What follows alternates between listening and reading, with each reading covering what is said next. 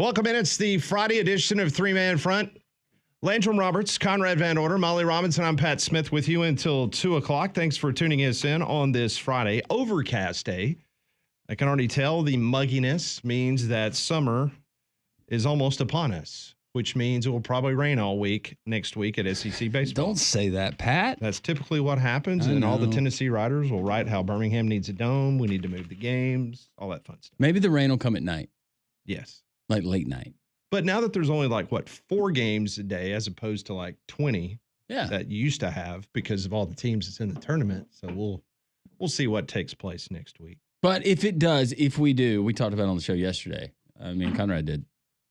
We have decided that nobody's going to freak out if we get a little bit of rain next week because that's typically what happens in the Southeast. No, we're just going to play through it and take our lumps and we've got a great grounds crew out there in Hoover. Absolutely. And there's plenty of stuff outside of the stadium. You're going to go to what do they call it? RV City or Camper City or something like that. It's a little community of campers where everybody, and you can have a great time. I was about to say, you can go visit our friends at Big Whiskey's if you need somewhere to go catch some shade or whatever, get out of the rain, go get some food. They're right there by the Hoover Met as well. Go to the Finley Center. Go to the Finley Center. You got options. Some of the improvements that they've made at the Hoover Met, and we'll talk a lot more about it next week. It's fantastic. New chair backs. They've replaced a lot of the bleacher area. They've increased the size and the beauty of the concourses that you buy concessions.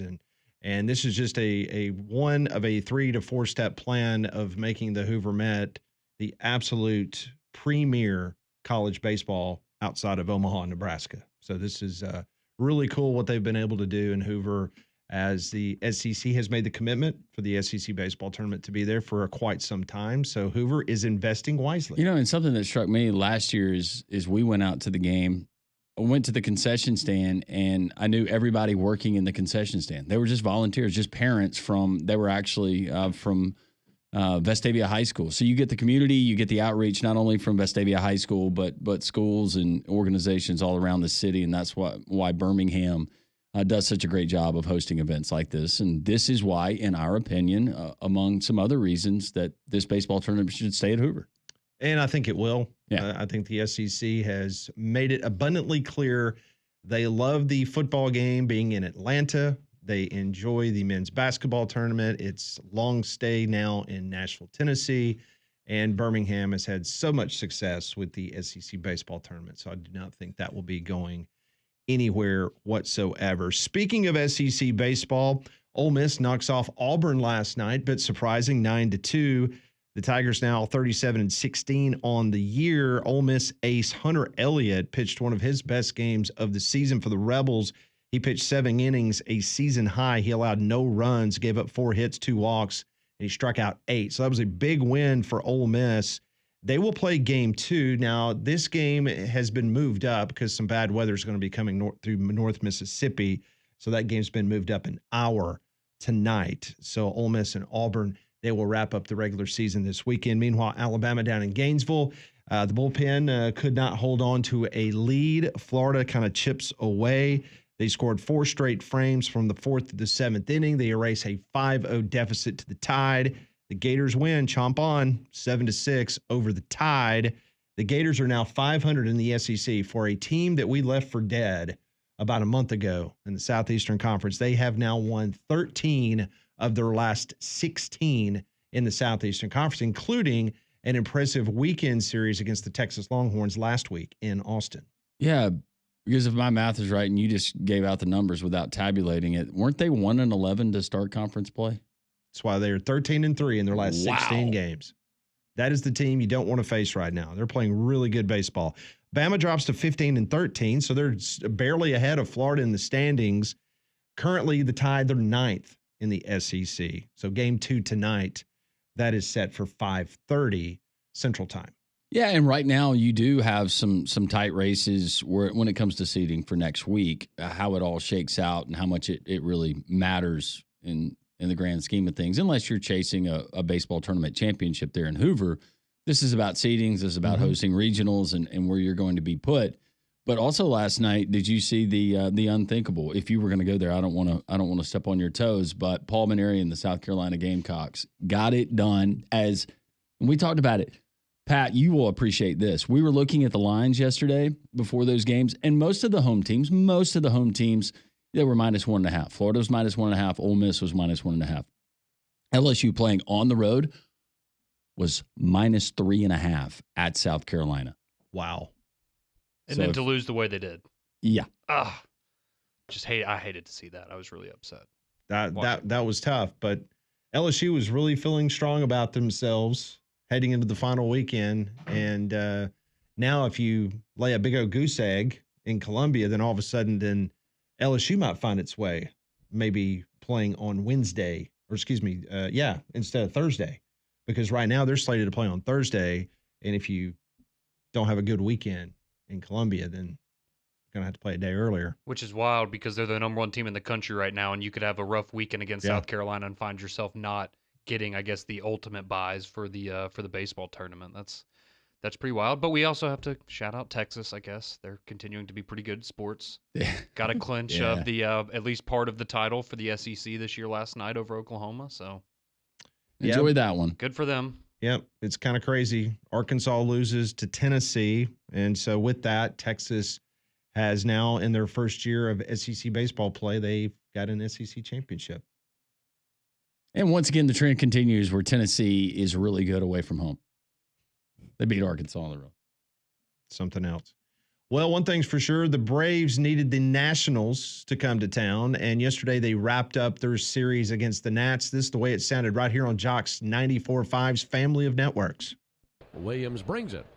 That's going to be hit up the middle to his left. Now Abrams, he can't get there. Into center field, White flat around third. He slides across, and the Braves have a 1-0 lead. Nick Allen barreled it right up the middle, and Abrams went hard to his left, but the young shortstop couldn't get leather on it. Here it comes, and Verdugo with a bullet into right field. That's going to drive in Ozzie. Around second base, Nick Allen, and he's going to go into third base with a feet-first slide. Alex Verdugo blowing out the candles of that RBI single. Happy birthday to Alex. It's now 2-0 Braves here in the fifth inning. 2-2 to Baldwin. Swung on and a rocket into center down for a base hit. In the score, Nick Allen. Verdugo goes first to third. They're still at the corners, and the Braves pick up another tally. Swung on to the fly ball to deep center. Jacob Young going to go back into his left. He settles under it, makes the catch. Verdugo tags from third. He'll trot to the plate and score. 4-0 Braves here in the fifth inning. Lopez set, kicks and fires a 3-2, and that's whacked to the right side, and a base hit by Rosario. Eli White coming through with a huge add-on run here in the bottom of the eighth inning. 1-0, ground ball to second. Ozzie to Allen. Allen to first, and that's a double play for the win.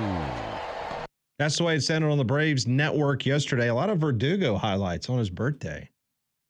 How about that? Doogie. He tapered off a little bit, but hopefully he can. Is that what y'all call him? Doogie? Well, I found that was his. When he joined the Braves, I tried to get to know my Braves as soon as possible. We called him Dookie last year. I didn't know if that had carried over to him. Well, compared to his career average last night or last year, I would say that he was a little bit Dookie for y'all. Hopefully not Dookie for us. I'm glad it's working out for y'all. They had plenty of highlights yesterday, but A.J. Smith-Shawver, man, he continues to be a staple in that rotation. 2 hits, no earned runs, 6 strong innings, and the Braves win 3 out of 4 against the Nats. So tonight, 6 o'clock, they open up an interleague series against the Boston Red Stockings. Chris Sale back on a very former piece of dirt there at Fenway Park, as they will face Garrett Crochet. So it should be interesting. And you get Spencer Strider, who's going to be toeing the rubber next week. They don't know which day it's going to be, but scheduled start one of the games versus the Nationals after the Boston trip. So this is a big weekend for us, Landrum. We'll scratch your back if you scratch ours. We got the Mets and you got the Red Sox. So let's shake on it. Help each other out a little bit here. Yeah. There was some bad news yesterday for a former Atlanta Brave. I don't know if you saw this. Rafael Furcal. See what he did? Never heard that one before. So as far as off-the-field incidents prior to this one, the one that I remember the most about Rafael Furcal is whatever interstate going through downtown Atlanta, he was going the wrong way at a high rate of speed one night after a game, and he got pulled over, and luckily nobody was killed. But this is pretty serious as well. Yeah, 2 felony charges.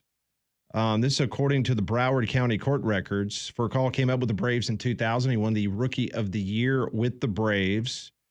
Furcall's now 47 years old. He was charged with aggravated battery with a deadly weapon by throwing a missile into a public or private dwelling. It's not clear what type of missile. How do you get There one is of some those? clarification on this. So in the state of Florida, they define missile by it could be a large rock. It could be a projectile. Whatever he did, it doesn't matter. Any sort of projectile is considered Yeah. a missile. Okay, because when you hear that, you're Right. like, man, where did you get a missile and what are you doing with that? Well, here's the thing. If you remember Rafael Furcal, and he won a World Series championship with the Cardinals. He played shortstop for us in 2011. He sure did. Dadgum, I forgot that. Yeah, sure did. And he had excuse the pun, a rocket of an arm. I mean, this dude. He had a cannon, Yeah, it was something else. flamethrower. And so even if he was throwing whether it's a golf ball or a rock or whatever the case, it probably would be considered a missile.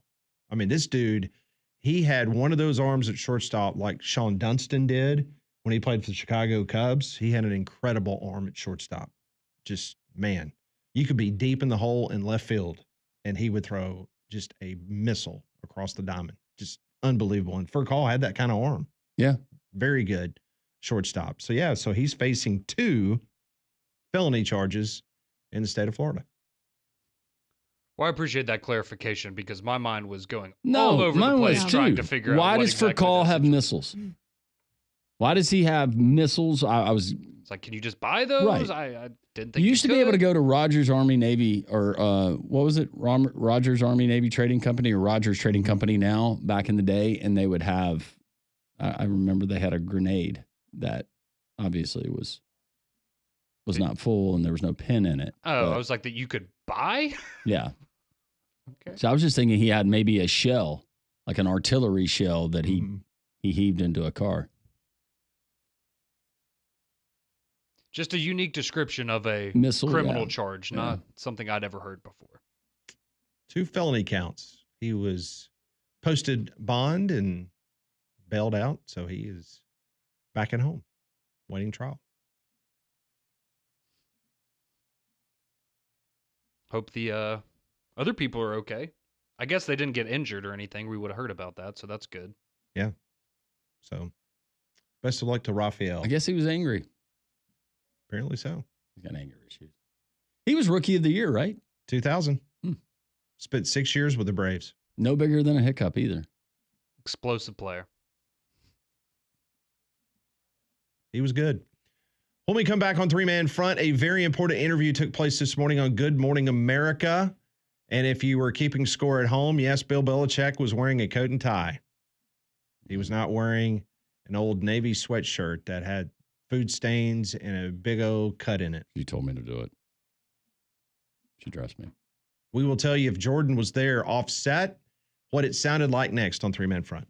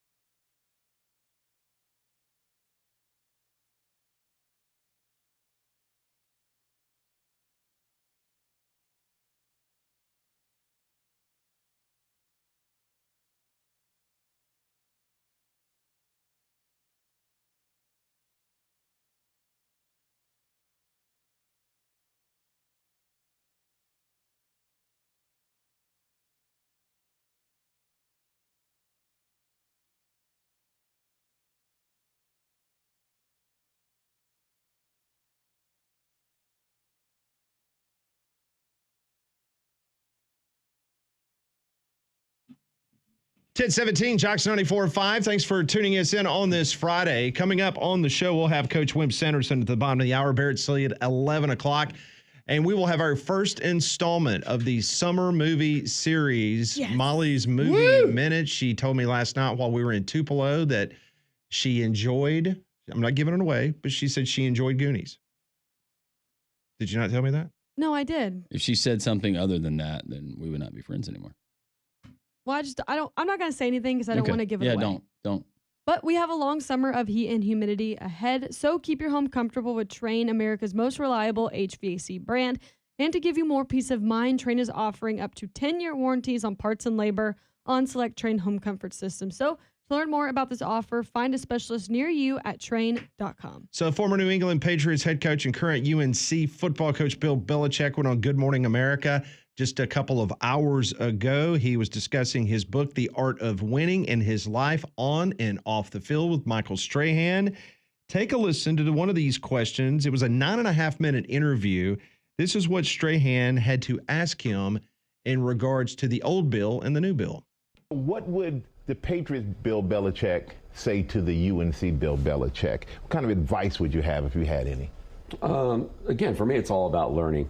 You know, I learn every day, and I've learned so much being back in the college environment with whether it be recruiting, the college game, the rules, the hash marks, some strategy, and just putting a team together. But I've learned a lot. I learn every day. I've got a great staff.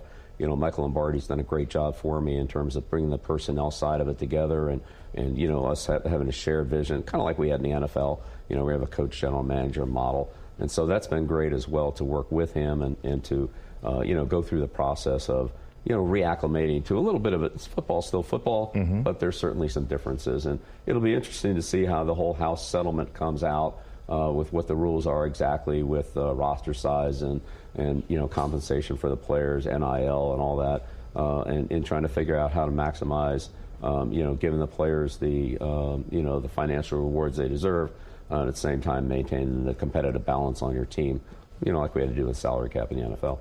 So that was about 6.5 to 7 minutes into the interview. And, you know, the first 6.5, 7 minutes, you heard answers like that. It was good questions, and he gave elongated answers. It wasn't a typical New England Patriots press conference. I thought Strahan's questions were good. I thought his answers were outstanding. Listen, I'm not setting you up for like a crash and burn moment that we're about to play for you, but I'm just pointing out that the interview was not about Jordan Hudson. This was about the book. He was detailing about a chapter about Tom Brady and the relationship that Brady had and things of that nature. So take a listen to the final set of questions by Michael Strahan. And of course, he brings up Bill Belichick's private life. A lot has been made about your relationship with Jordan Hudson. It's been getting a lot of attention. She isn't here this morning, but what do you think about all the attention that your relationship has been getting? Yeah, well, she's been terrific, you know, through the whole process, and she's been very helpful to me. She does the business things that don't relate to North Carolina that come up in my life, so I can concentrate on football, and that's really what I want to do. You know, I acknowledged her in the book. She was very helpful on that with the tribute pages, and also giving a perspective of the book from kind of a business side. You know, sometimes I get a little football technical, and so, you know, she did a good job of keeping me on balance there. So what did Jordan mean to you? Well, we have a good personal relationship, and, you know, I'm not talking about personal relationships, Michael. You know that. Okay, I know that, Coach. But I'm saying, are you happy? Yeah. You look happy. Yeah. I never thought I'd see you doing yoga. Only happy people do yoga, Coach. I thought he gave good answers. Yeah, it was good. But he's made it clear in her role, aside from their personal relationship and what she does for Bill Belichick, it's now clearly defined and out there. And he said it now multiple times that she has nothing to do with UNC football. Whereas about a week ago, that was not the case. But I think it was made abundantly clear when they were at ACC meetings by him hiring a former Chicago Bears PR guy that is walking hand by hand with Bill Belichick, that her days of having anything to do with North Carolina is over. Is there any doubt in anybody's mind that she overstepped her bounds? And there's stuff that we don't, I'm sure, know about, but yeah. No, but it seemed, I mean, I guess we'll see what happens, once the football season starts. But at least for right now, it seems like maybe that's been kind of reined in a little bit for Bill. Does he do that show after what happened with CBS this morning? Does he do that show if Michael Strahan's not? No, there? I think he's doing it because he's pimping his book. I mean, this is completely about the book. I mean, the book was sitting right there next to him up on a stand. I mean, this is all about his publishing house booking these appearances. I do think he appreciated it being Strahan, like somebody He that felt can relate to comfortable. him on a football level and somebody he has a relationship with. Because they made some jokes about them beating him in the Super Bowl and things like that. I don't know if this stood out to y'all when y'all listened to it, though. I did think it was funny at the beginning when he was introducing the book and he was saying, yeah, this is about, your, essentially your success as a coach, but also kind of a guideline on how to live your life. And Bill Belichick made very clear to say, this isn't a book on me telling you how to live your life. This is just my experience as a coach. And I thought that was very interesting. He made that specific distinction. This is not my tour guide on how to be a better person. This is just my experience as a coach. So I thought that was notable. So I also find it interesting because Good Morning America, which is on ABC, is owned by Disney. And he did a sit down with ESPN SportsCenter just days ago at Amelia Island. So obviously the Disney company is very friendly. And I'm not sure. I don't even know who's, because, Disney owns, I think it's Hyperion Press, which is one of the largest publishing companies in the United States. If they publish his book, maybe? So I don't know. They might be the actual publisher to his book. And if so, then that would kind of all tie in together while the exclusive interviews on the Disney properties. So not really sure who the publisher is. Well, his boss at the University of North Carolina, Bubba Cunningham, he met with the media this morning. A couple of items of note from his meeting with the media scrum. He is being rumored to be in the hunt for the AD job at Michigan State. And so he was being peppered with questions about Michigan State, and he basically said that he has a longstanding tradition that he will not discuss other job openings, basically taking a page out of all the coaches that he has been the boss of. So we'll see if there's any room there or leg to, maybe there's a story there in East Lansing. Leaving Chapel Hill, maybe he doesn't want to put up with the wonderful Bill Belichick drama. Well, there's that institution in particular. They've had some stuff. There's a lot more drama. That just doesn't settle down. But I understand the Big Ten angle, but I guess just first reaction to me, like I'd rather be the AD at North Carolina than Michigan State. Unless everybody, when you walk in, you can feel people talking about you, or Michigan it's a State, miserable backs existence. up a Brinks truck to your front door. Yeah. Or the fact that Bubba Cunningham did not want Bill Belichick to be the football coach, and that he was overruled, and he doesn't have the power that people think he has at North Carolina. And I guess if you're looking ahead, you say, okay, well, Bill's only going to be here for a couple of years, but then you're probably going to be stuck with Steven, right? And you maybe don't want to go down that path for the next decade or so. Also, he announced that the University of North Carolina Board of Governors has authorized a $7.3 million upgrades for UNC's Kenan Stadium. I wonder who asked for those renovations. He says it's nothing sexy. It's not scoreboards or video boards or audio. But he did not go into detail what those improvements were. Maybe it's an office for Jordan. Luxury box. Possibly. Yoga room. Maybe that. Yoga room. He can invite Lane up there. They can do yoga together. Yeah. Can bond. Yeah. Be fun. I don't know if you want Lane. Fan. Hey, Lane, this is my girlfriend, Jordan. Oh, actually. Maybe I shouldn't introduce you. Well, as we were ready to get back to Birmingham after last night's Hewitt Trustful spring game in Tupelo, ran into the owner of Abide Roofing. You hear me talk about him every single day on this program, and that's Travis Lloyd. And he was telling me about the incredible response that the Jocks listeners have given Abide Roofing in regards to the free roof inspection. Got calls yesterday, folks wanting to sign up and get him and his team to come out to their house, give you that free roof inspection, no strings attached. There's no pressure. They just wanted Abide Roofing to give you an honest look at what's going on up there on your roof, because this storm season, we're expecting more storms later tonight into tomorrow morning, and that could lead to problems. Damaged shingles, damaged roof because of those heavy winds and rain, hail. All of that type of damage can lead to problems in your attic, which ultimately can lead into your sheetrock of your main home dwelling. So you need to call Abide Roofing today at 205-922-7134 or go to abideroof.com. That's ABIDE roof.com, or call them at 205-922-7134.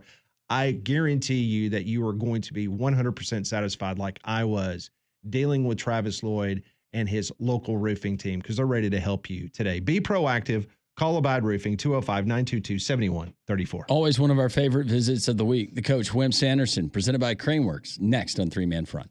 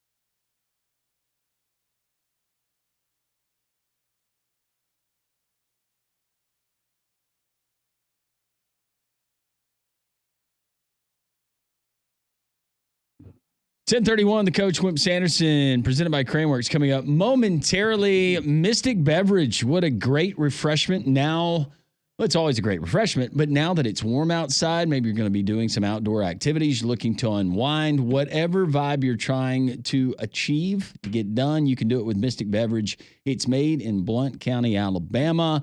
And I usually have one for our Jocks TV listeners that I will crack open when I'm telling you about Mystic Beverage. And it's the Lift Blend that's got the green coffee bean extract that's going to pick you up when you need focus, a lot of tasks to be done that day. But I couldn't help myself. The temptation was too great, and I drank it before we came on the show.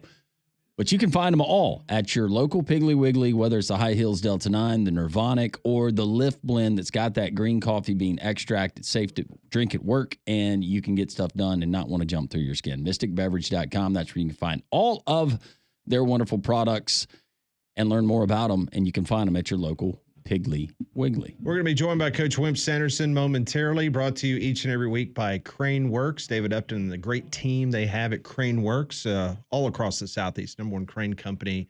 And, of course, they have so many other businesses that they're a part of. Let's bring him on now, brought to you by Crane Works, Coach Wimp Sanderson.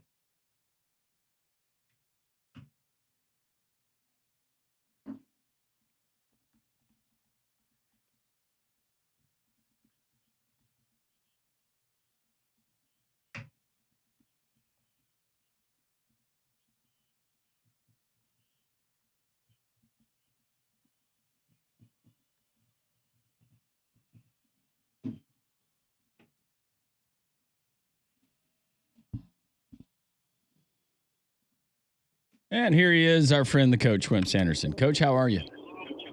Well, I'm kind of facing it all now, but last night, for 25 years, I've been doing the MC for Jimmy Raines, a banquet that last year was Nick Saban, to send kids to college. We have, I'm on the board with Cliff Ellis, Larry Blakeney. We have paid $8,100,000 to kids over the 25 years to go to college. That's outstanding. And Bruce Pryor was our speaker, and he and Jimmy together spoke together, sort of. And Bruce did a good job. Bruce, you know, is big in the Jewish nation, well respected in the Jewish nation. Did a good job, and we had a big crowd. Made a lot of money, and kids that want to go to school. I forget how many hundreds of kids that we've sent in the 25 years, but Jimmy's done that through his. I worked for Jimmy for a year after I had to leave Alabama, and I've been knowing him for a long time. And for these people that are listening to our show and don't know about the foundation. It's a heck of a foundation. It gives kids an opportunity to go to college. We had the first speaker there that they got the first scholarship. They have to be the right kind of people. They have to work on their grades in high school. I don't want to bore you with this, but it's certainly a big deal for Jimmy and them to do that. And you know, he's made a lot of money, and he's using that money to help people. Coach Wimp Sanderson joining us courtesy of our friends at Craneworks on the Higginbotham hotline. Any good nuggets that you can share for us and our listeners with all of the folks that you were talking to are well connected in many different circles? Well, I tried to think of some, but I for whatever reason, Sonny Smith has been doing that with me for the last 25 years. Oh. And I let him tell a joke. Oh no! And last night he didn't show up. What? And he was on my show this morning, and I said, "What happened?" He said, "I broke 2 ribs." Oh. Playing tennis. Oh. I said, "Well, you must have tripped over the line because there wasn't no bumps on the tennis court." So he still plays tennis? I don't know. He can't play. Let me tell you something. When he's in the back court, everything is long. He ain't got to hit it back. And if he's in the front, if he plays a net, all he does is stick his racket out there. If he gets in the way, he hits it with his racket. But he can't play. He just thinks he can. He's got some wingspan on him, though. Yeah, he does. He's got some wingspan on him.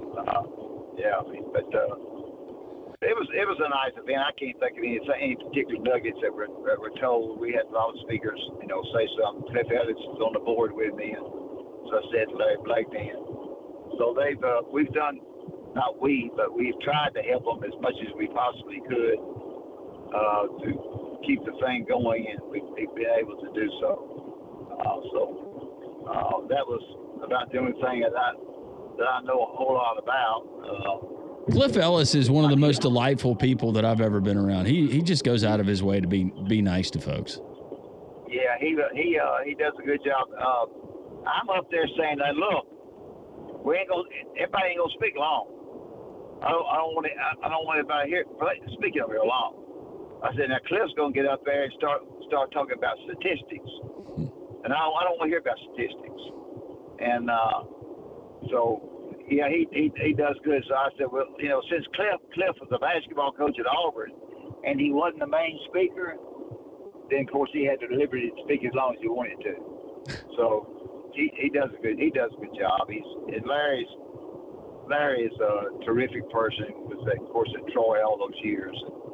Has done such in the past years done such a great job. So that was really my only interesting thing to tell you today, and that's not very interesting to some of the people. But if you've got a kid, that kid needs money to go to college, and they're doing it the right way, then the Jimmy Rain Foundation can help them.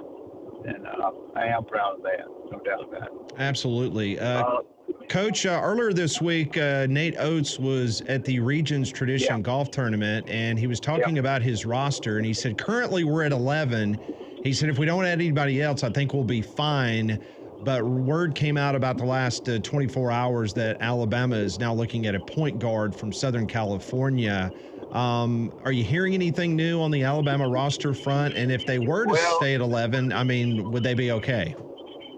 Yeah, I think they would be. They got the 4 guards coming back. I don't know that you would call any of them a point. They've got a very, very good shooting basketball team coming back. They got those 4 guys, and then they're recruiting the 7-footer Bucknell somewhere like that. And they've gotten some inside people. And if you're able to feel comfortable about your inside game, I think the Sears was awfully good.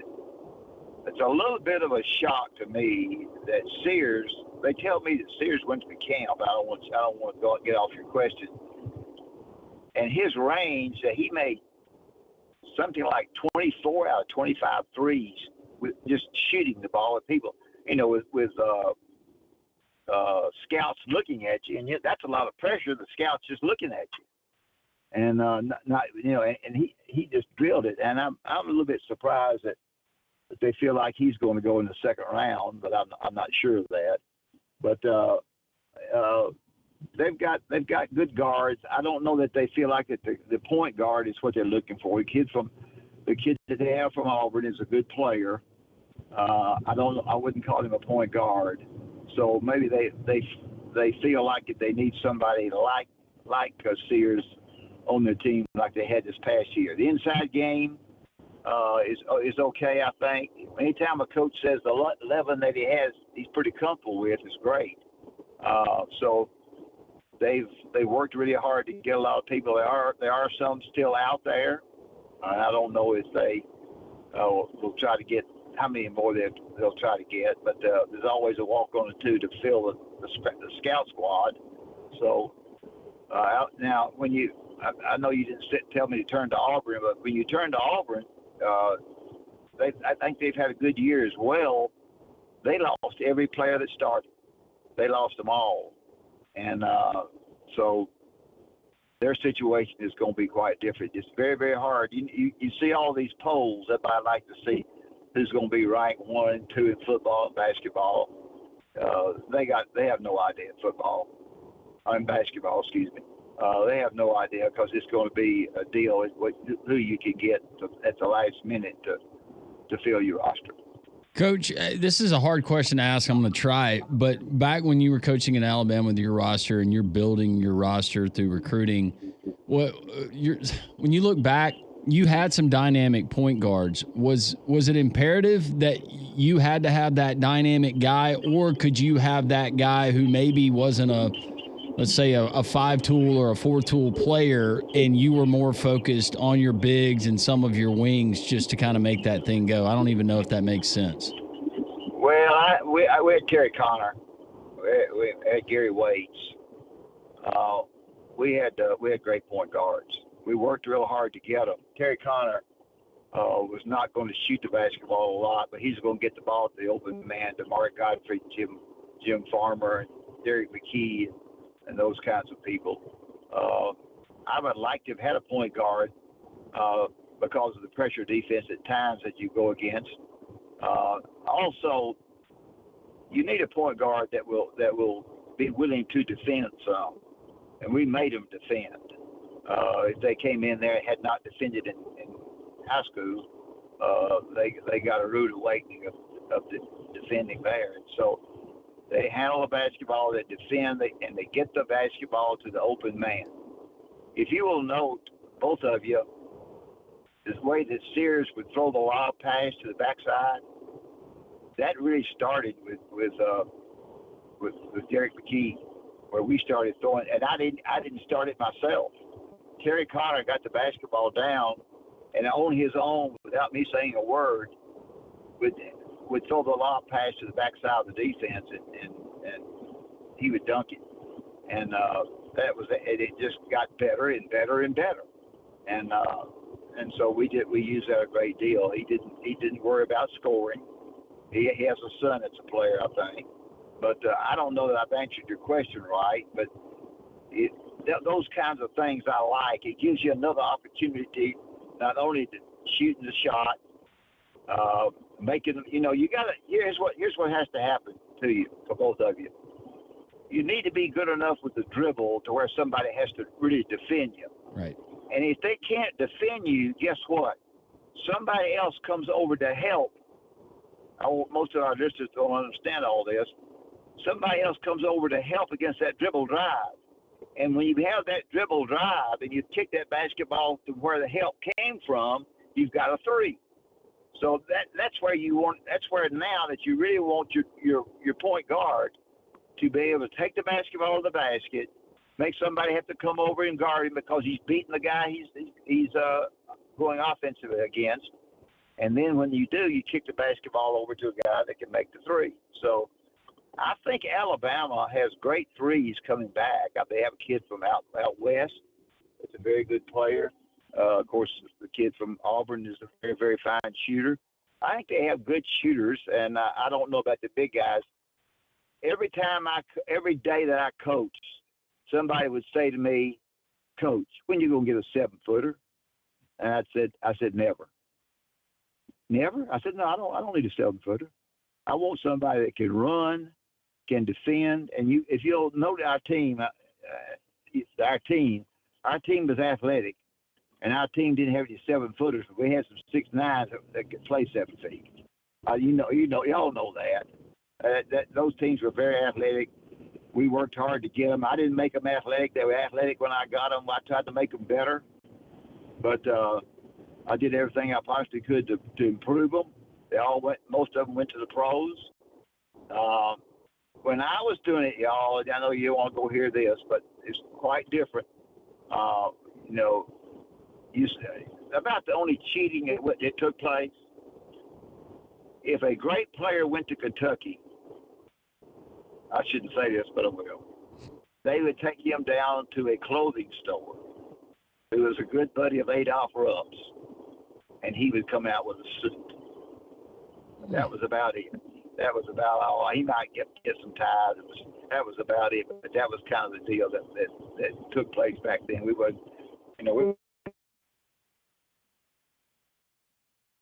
Mamas were recruited with a Mother's Day card and get her hair done every 2 or 3 weeks. That's what happened. And when I was doing it, Gene Bartow, who had the name, I had no name.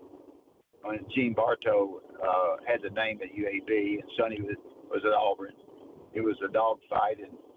And without being boastful, we won the dog fight on pretty much most of them with our alumni really helping me. And that was big for me. And we lost one player to Louisville. And outside of that, Louisville came in and got one to come back. But that's how things. I don't know if it's as interesting to people. No, yeah. Probably not. But giving them hundreds of thousands of dollars Right. or saying that a guy can, he's either going to go pro or come back to your school. It's according to which one gives them much money is a joke. If you told Coach Bryant this today, he'd pass out. You have to have smelling sauce. He would faint. Because as I told you before, and I'll tell you again because you got new listeners, I was in charge when I first went there as a GA. I first went there. My job was to give out the $15 a month laundry money to the players that were on the team. And so what we did, and Carney Lashley was Coach Bryant's right-hand man. He wrote all the checks, signed all the checks for all the football and basketball people. They lived in Bryant Hall, and he gave them a check for $7.50 every 2 weeks. Wow. And they stood in line like it was Burger King. I mean, it was so kind of big, a long line you couldn't hardly get to it to be sure they got their money. So I know that's yesteryear. No, Nobody's that's good finished stuff. Yesteryear, but No, we're kind of in a slow time of the year. I'm a big baseball guy. I love Cleveland, but I hear y'all all the time. You're kind of in a period of time where baseball, they can take it or leave it. Your listeners can, and football is not quite there yet, and basketball is not quite there, and so it's a little bit difficult to really do a good job with people on the radio. And I try to do it in a way that, and compare it back to when I was doing it as compared to today. I'm not complaining about it. I had lunch with Hugh Durham yesterday at the University of Georgia. He was there. And a lot of old timers were there. Of course, we like to see each other because let me tell you something, folks. Before you realize it, now you don't know ever in this life what you have until you lose it, and then you learn what you have. Yep. And and the other factor too, I'll give Coach, I'm gonna hold you up. We're short on time. I'm gonna hold you over if you can wait through a break, and we'll continue this conversation with the coach Wimp Sanderson here on Three Man Front.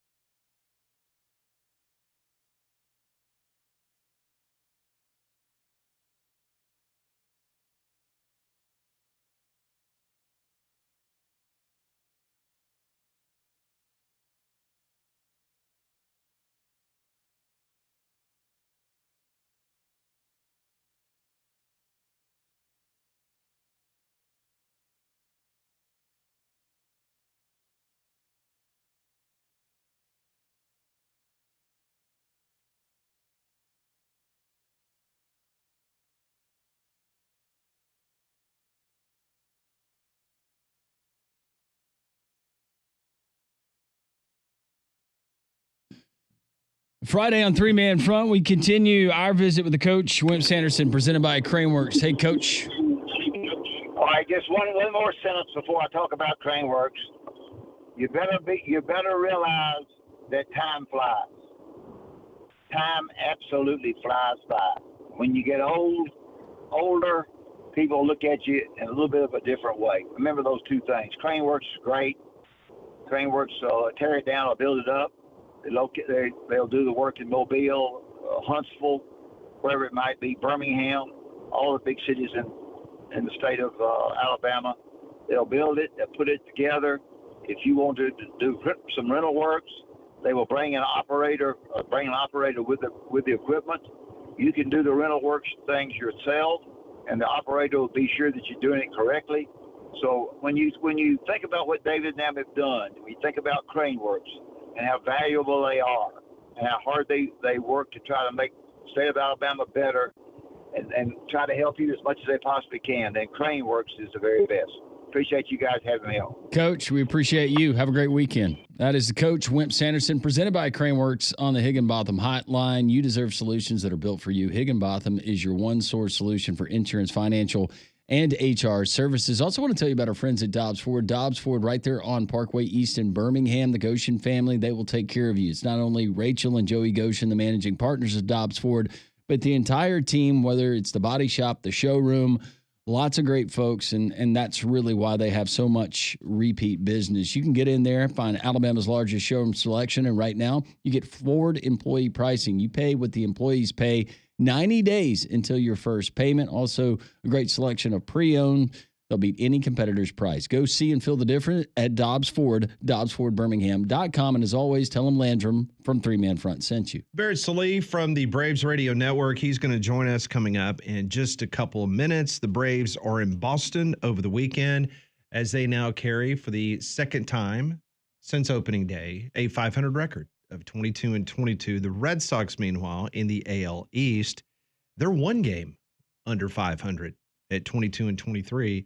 They're tied with the Blue Jays for second place, 4 games back in the American League East. So the Atlanta Braves, which the franchise originally started in the city of Boston, Babe Ruth finished his career as a Boston Brave. Did you realize he was a part of the Atlanta Braves family? I did. Did you realize that? Yep. How about that? Him and Hank Aaron, part of the same franchise. Yeah. The right there at Truist, if you go to Truist, they actually have and they're in the concourse, I forgot what they call it, like the Hall of Honor, and they have a lot of those greats, and it tells a lot of those stories that even as avid Braves fans, you learn a little bit every time you go in there. It's a neat place. But yeah, hopefully we can get 2 out of 3. Let's do it. We're back to 500. We've done that now twice this season, with the exception of opening day, right before we went on the 7-game losing streak. I need to be more positive. Well, we've definitely played better baseball the last 2 weeks. Yeah. Let's do it for the A. Chop on. Better pitching, and then the reinforcements are right around the corner with Strider. And Acuna seems like he wants to be called up now. Yeah. Like he's fired up. He looks weird wearing that Stripers uniform. He does. Yeah. He's still got his sleeve, though. He's still got all the accessories. We will talk to Barrett Sallee, his thoughts on the surging Braves, 22-22, as they take on the Bo Sox. You can hear that series right here on Jocks 94.5. Molly's Movie Minute coming up at 12:30. This is the Friday edition of Three Man Front on Jocks 94.5.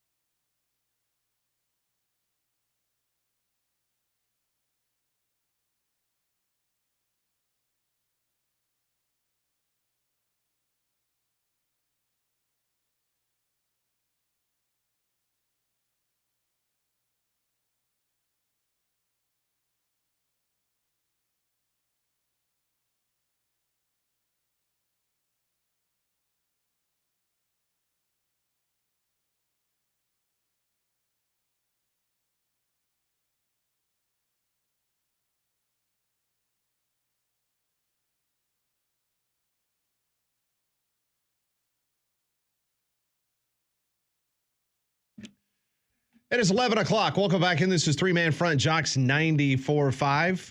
Landrum Roberts, Conrad Van Order, Molly Robinson. I'm Pat Smith with you until 2 o'clock here on Jocks 94.5. The ump up in Huntsville, Alabama, Jocks 740 in the capital city of Montgomery. I know many people probably on the road traveling, ready for a long weekend. A little partly cloudy, sunny skies here in central Alabama. Can already feel the humidity starting to build. Before I went to Tupelo yesterday, I got a little yard work in. I'm like, yeah, it's almost here. How are your reptiles? They seem a little ornery this morning. They're kind of like cows. You know how cows can sense it. They can sense that there's something in the atmosphere, something that's going to be happening. And maybe the Gators were just a little anxious because they took out Alabama last night in baseball. Oh. They're at 500 now, 14-14. They are.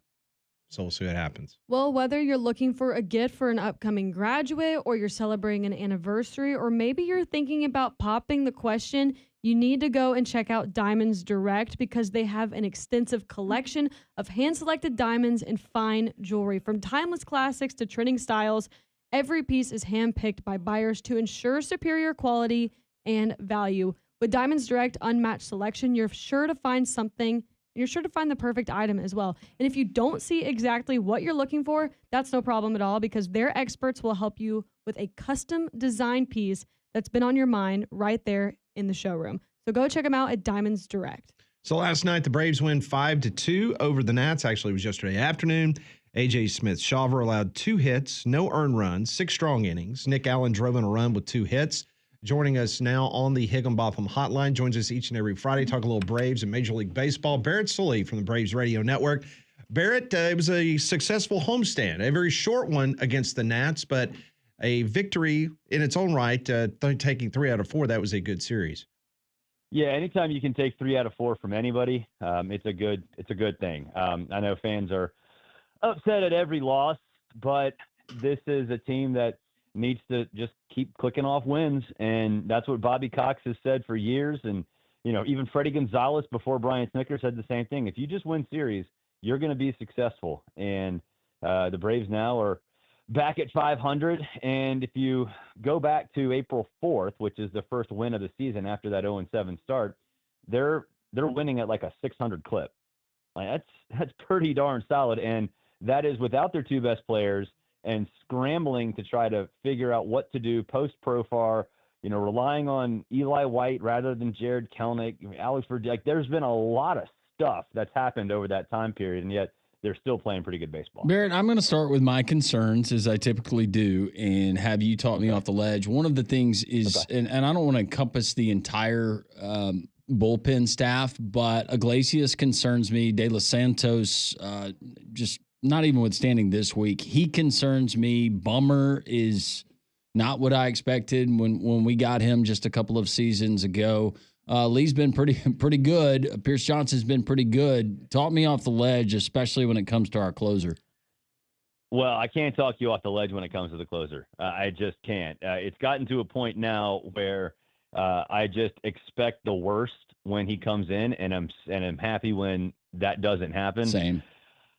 Aaron Bummer, yeah, he's a disappointment to me too. I think he's still got it in him. There's still some trust with him within the staff, or within the coaching staff. But he has fallen back in the pecking order. I don't think there's any doubt about that. He's behind Dillon, he's behind De Los Santos, he's behind Pierce. Like this is not a matchup thing anymore. He's kind of just a cleanup guy, right? If there's a problem or if somebody's tired, you're going to see Bummer, but that's pretty much it. I think De Los Santos, they are very happy with what they've got so far from him because he is sort of a bargain rack signing. Does he need to be better? Yeah, a little bit. But like that game 2 nights ago, whenever it was, 2 nights ago, he got charged with a 2-base error. That was really on Matt Olson. It should have been caught on that pickoff attempt.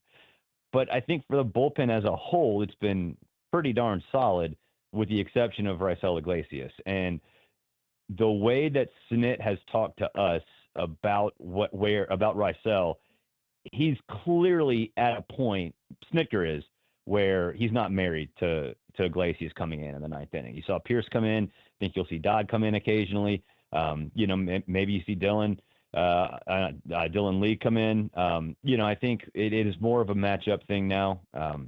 There's a reason Iglesias was sat down for 2 days and then sat down for 2 more days, because there's a lack of trust there. Is there a guy within the staff, and I know that they've had other guys that have filled that role thus far this season, but is there a potential that you could see the Braves go shopping at the trade deadline as we move further on into the season? Is there somebody else that you could eye within the org? I don't know. What options do the Braves have at that spot?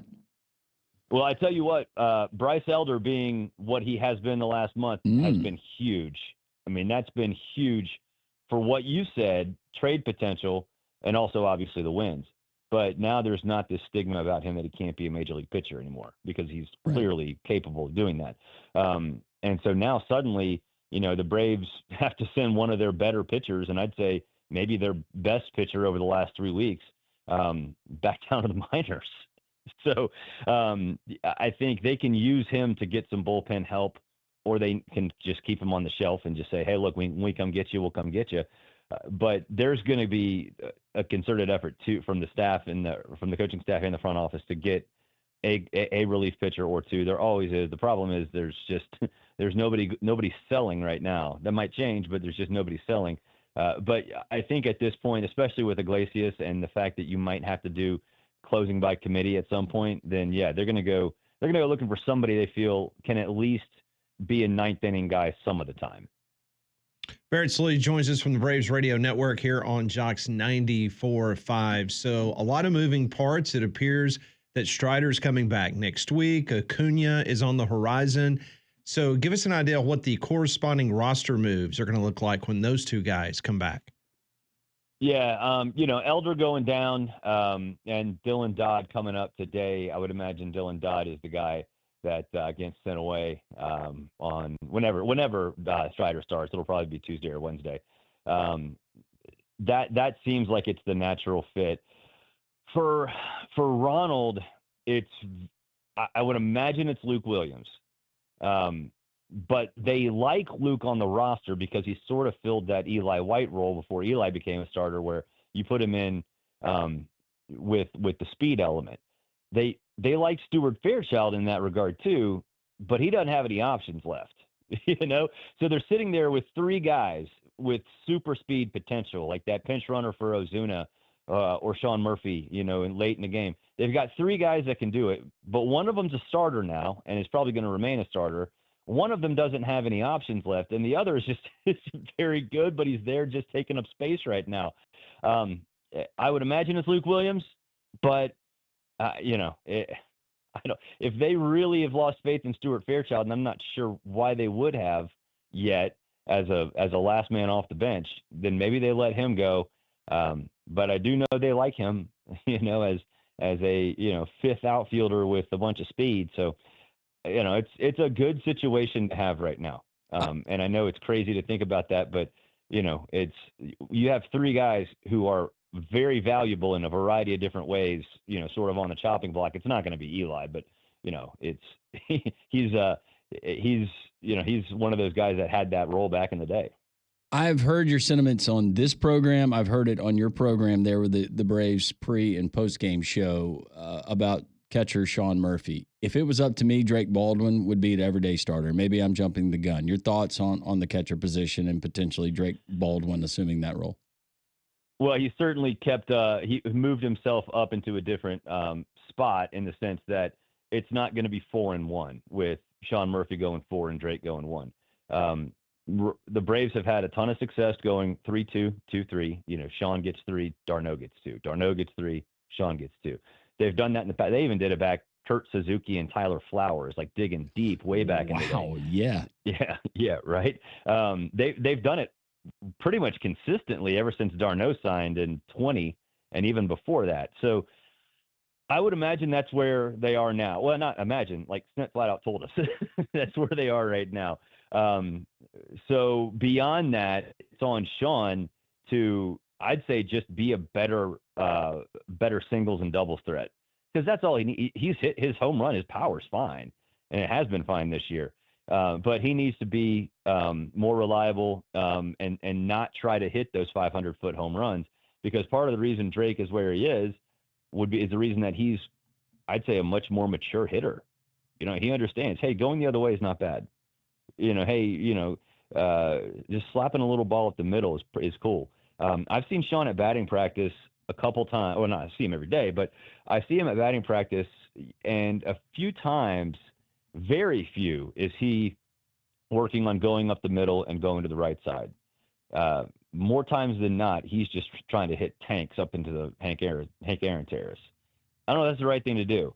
However, that actually worked for Michael Harris early in the year when he was struggling. He just started hitting tanks over the chop house and suddenly got better. So I don't know what Sean's mindset is, but he does not try to become a singles or doubles hitter in batting practice, and doesn't do it in games either. Barrett, I was listening to not your podcast, but another Major League Baseball podcast, and they threw out the idea that Sean Murphy is the most valuable trade commodity that you currently have on the 40-man roster for the Braves. Do you agree with that? Do you think Murphy could be a guy that they move based on the success that you and Landrum were just talking about at the catching position? It would have to. The Braves would have to eat some salary, but I do think that's out there. They're not going to trade Drake, so yeah, I think that would be.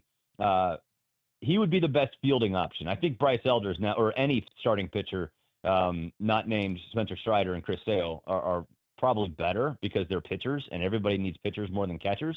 But as far as position players, yes, because we're sitting here talking about how do we patch together the 8 other positions, and then we're sitting looking at behind the plate going, well, hell, we got too many.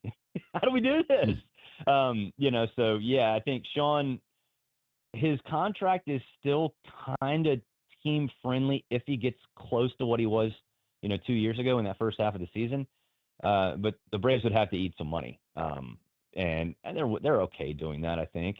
But I get the sentiments there, because the Braves would be willing to field offers for him. There's no doubt.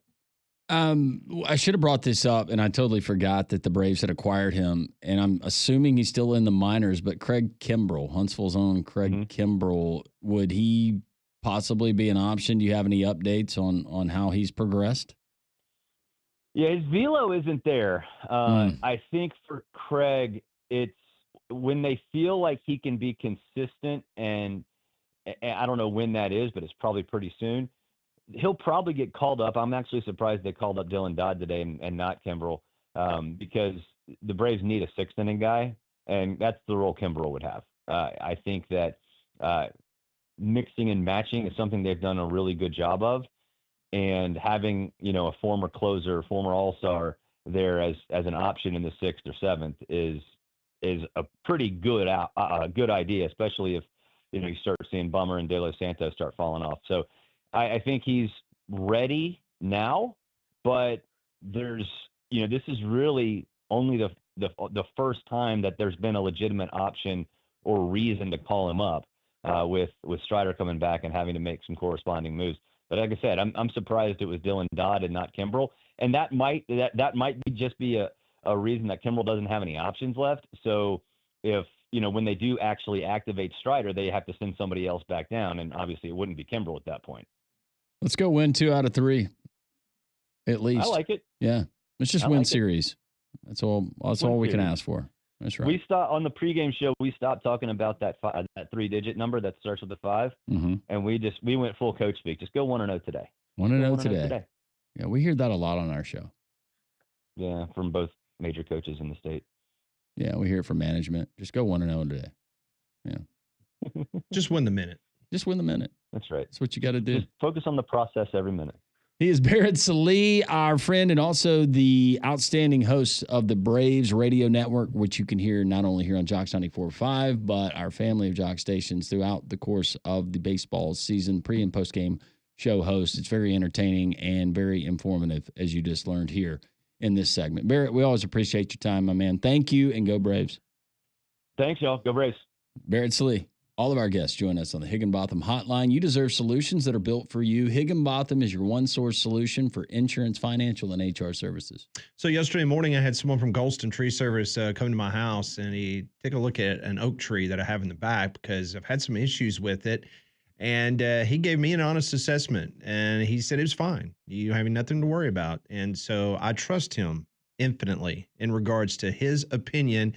He's a certified arborist, and he can do the same for you. Call him today at 205-337-4018. Family owned and operated for over 35 years. No job is too big or too small for the fine folks there at Golston Tree Service. So with all this heavy weather that we've got this spring, Birmingham already 7+ inches of rain. That means that the soil is going to be ripe for trees to come down with heavy winds. So call Golston Tree Service, that 24-hour emergency storm work number, 205-337-4018. You guys got text. We like to read them. We'll do it next. 3-Man Front and Jocks 94.5.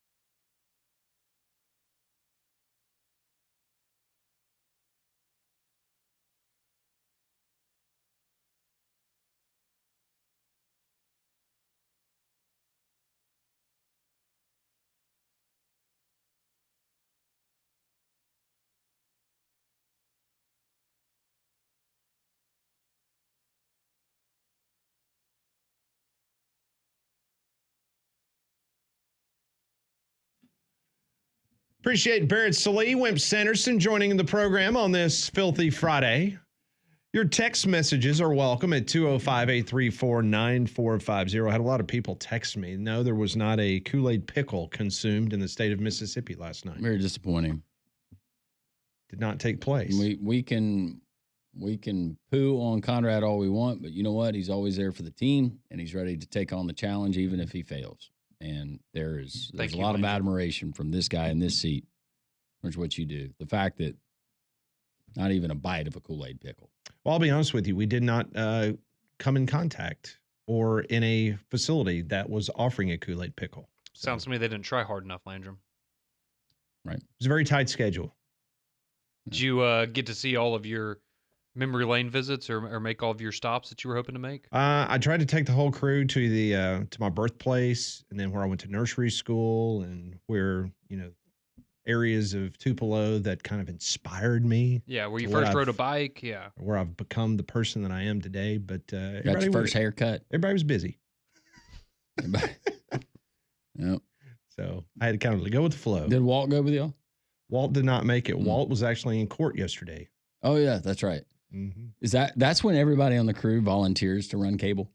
They're like, yeah, Pat, sorry, man, we got all this cable. Yeah, lot of stuff going on. Yeah. Yep. Tupelo's a beautiful little city. It is a fine city. Mm-hmm. Sure is. We enjoyed our trip. We got out of there with a win last night, so that was even better. How was the game? Was it normal format?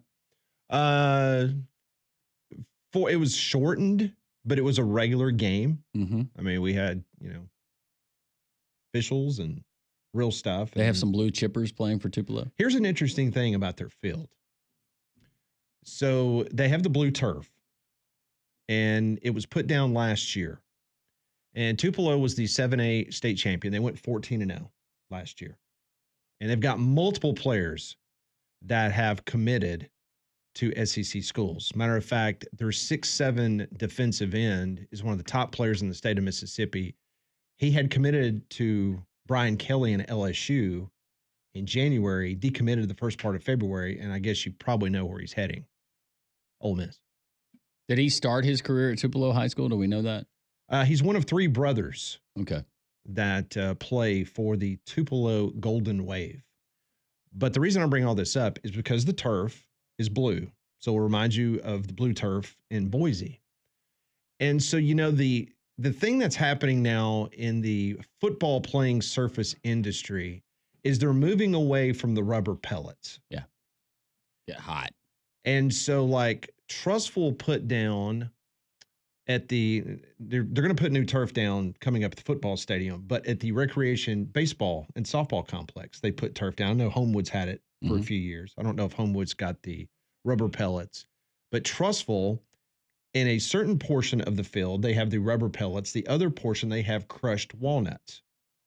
And that's supposed to help with the actual bounce of the ball. It's supposed to be a lot more like dirt in regards to putting the walnut shavings down. Last night, there's only 2 fields in the country. It was grinded up corn shuck.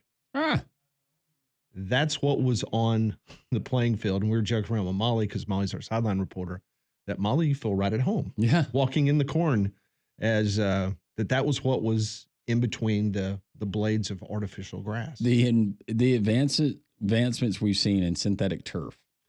But pretty crazy. Here's the other kicker. They told us that on Monday they're vacuuming up all of that because they hate it. And they're probably going to go back to, or originally, because they've only had it a year. Broadcast the other stuff. They're going to put something else, but it will not be the corn stalk or whatever it was, all grounded up. I've heard wood chips. Yep, wood chips. Which it's supposed to help with heat.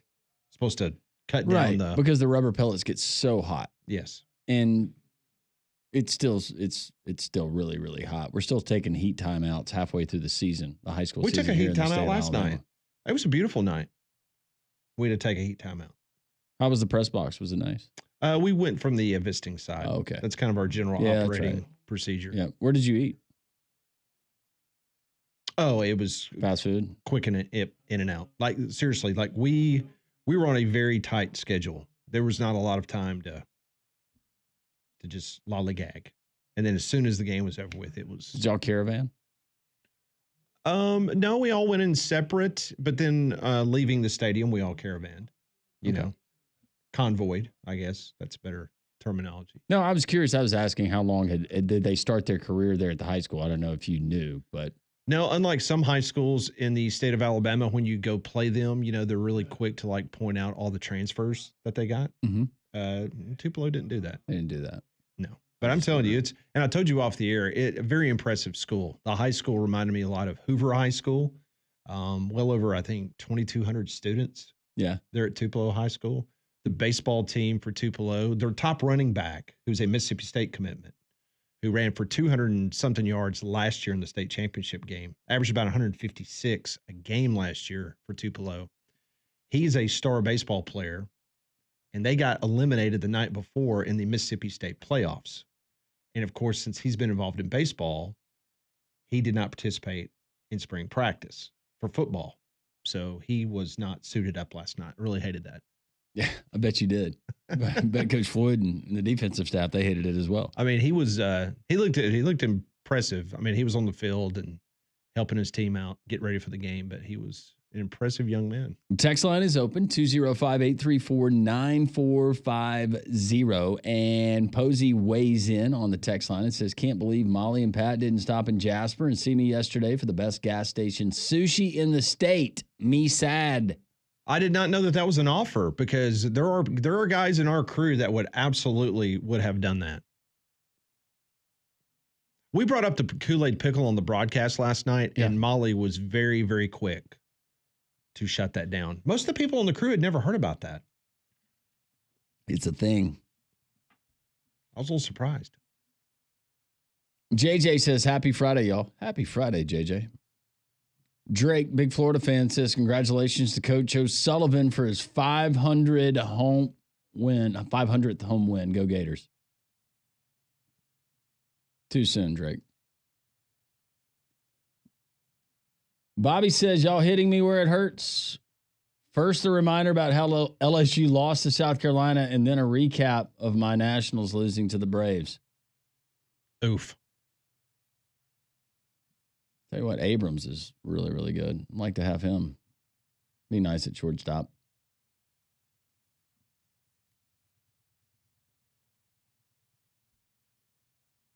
Is Pat Murphy's seat warm these coming couple weeks? Pat Murphy, the softball coach at Alabama? I can't imagine that his seat's warm. What? What about Patrick Murphy? Had a listener asking if his seat was warm. You heard anything, Conrad? I would think that he could probably stay there for quite some time if he wanted to. I mean, I could be totally wrong. I know that, they're not winning national championships or going and playing for national championships and having the success they had a couple years ago for a while, but they're still nationally relevant. Well, nobody else except for Oklahoma entering this season had won a national championship in how many years? Is it 3 or 4? That's a good point. He's been there 26 years. I think he's good. I feel like he's a guy that he can stay there as long as he wants to, right? It's kind of going to be up to him when he wants to leave, unless they just really hit rock bottom. Robert texts in and says, I heard a story about an LSU baseball player donating $100 to a Make-A-Wish Foundation. We don't hear enough of these NIL stories. Instead, we hear much about the negativity with NIL. You know what? I'm going to brag for a second, and that's a great text. Ricky Gibson, who is the starting cornerback for the University of Tennessee Volunteers, who played a great deal last year. He is a former Hewitt-Trussville football player. Again, he's a freshman. He's only been there 1 year. He came back to campus this week and wrote a check for $5,000 to the Hewitt-Trussville football team. So Ricky Gibson took a portion of his NIL money that he got from the University of Tennessee, and he wrote a check to his old high school football team. I mean, that says a lot about Ricky, and that says a lot about individuals that do stuff like that with their NIL to help give back. I think Robert's actually referencing Chris Stanfield, who plays for LSU. He started his career at Auburn, but there was a story that was written on him. And when he was at Auburn, he had a campaign that raised $10,000 for the Miracle League of East Alabama. That's awesome. He's donated a lot of his time and his talents and giving back, not only in the Auburn and East Alabama area, but that has continued there in Baton Rouge, which Yeah, we do need to hear more of those stories. Just a human being that has the ability to give back, and he's able to bless other people. Josh in Huntsville, I know this is off topic of all the words I could have tripped up on topic, but imagine how bad the TV ratings would be for an Indiana OKC finals matchup, Conrad. Thanks, Josh, for listening on the ump. For Indiana OKC. Oh, we're talking about for the NBA. Yeah, that would be in terms of a rating situation. I think that would be their nightmare scenario. I think for basketball fans, it'd be pretty cool, right? But for the NBA, yeah, you think the Indianapolis and Oklahoma City markets are going to draw eyeballs? That'd be rough for them. Going back to Rafael Furcal, he's in the news for all the wrong reasons this morning out of South Florida. And we'll, I'm sure, talk about that again in the show. But I brought up the story about him going the wrong way. And maybe it was I-285, but Mike in Shreveport says, Landrum, the best story about a Brave driving is when Pascual Perez got lost on I-285, couldn't figure out the exit to the stadium. He drove around a couple of times the 285 before exiting and getting back to the ballpark. Story was they put I-285 on the back of his warm-up jacket. That's funny if they did that. Someone enjoying Turf Talk with Pat?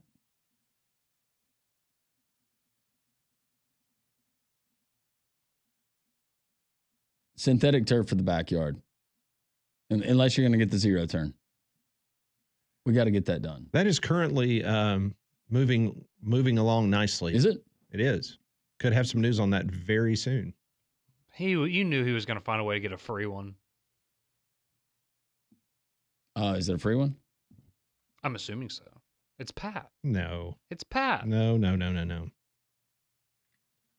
Pat says he needs something, and our wonderful list, they get it done for him. You get a zero turn, but you have to plug it in. Carry that cord with you. That might be a little dangerous. I was about to say, that seems like that would be a safety hazard. We will continue with your text messages, your phone calls as well. Molly's Movie Minute coming up in 1 hour from now. You can go vote on what movie she needs to watch and review for next week. This is Jocks 94.5.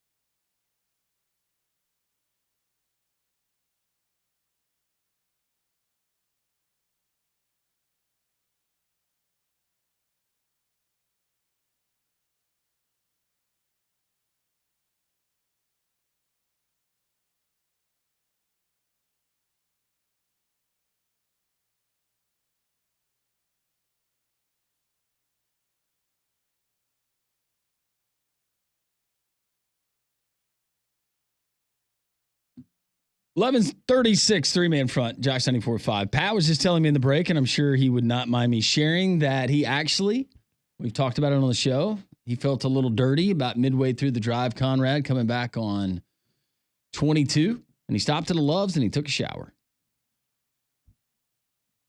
Does that surprise you? Yeah, I don't believe that. Did you take your DOP kit? You just like walk in with your flip-flops and take your DOP kit? I just had a towel and my shampoo. Got you a roller dog while you were waiting for your number to be called? You went barefoot, right? I had sandals. Oh. I'm not that crazy. That's right. The Love's there in Hamilton. Very nice place. Yeah. You get a lot done at Love's. I refuse to believe that you did that. If you did, kudos. You know, do you think I did that? No, I know you too well. Okay. But I did get Landrum attention. Landrum was looking at his phone, and I said, "Yeah." I said, "I took a shower at the Love's in Hamilton last night." And he was like, "Well, what? What did you say?" Who are you, and what have you done with the real Pat? No, that would be a hostage situation. Right, absolutely. Like, no, we've got to bathe him somehow.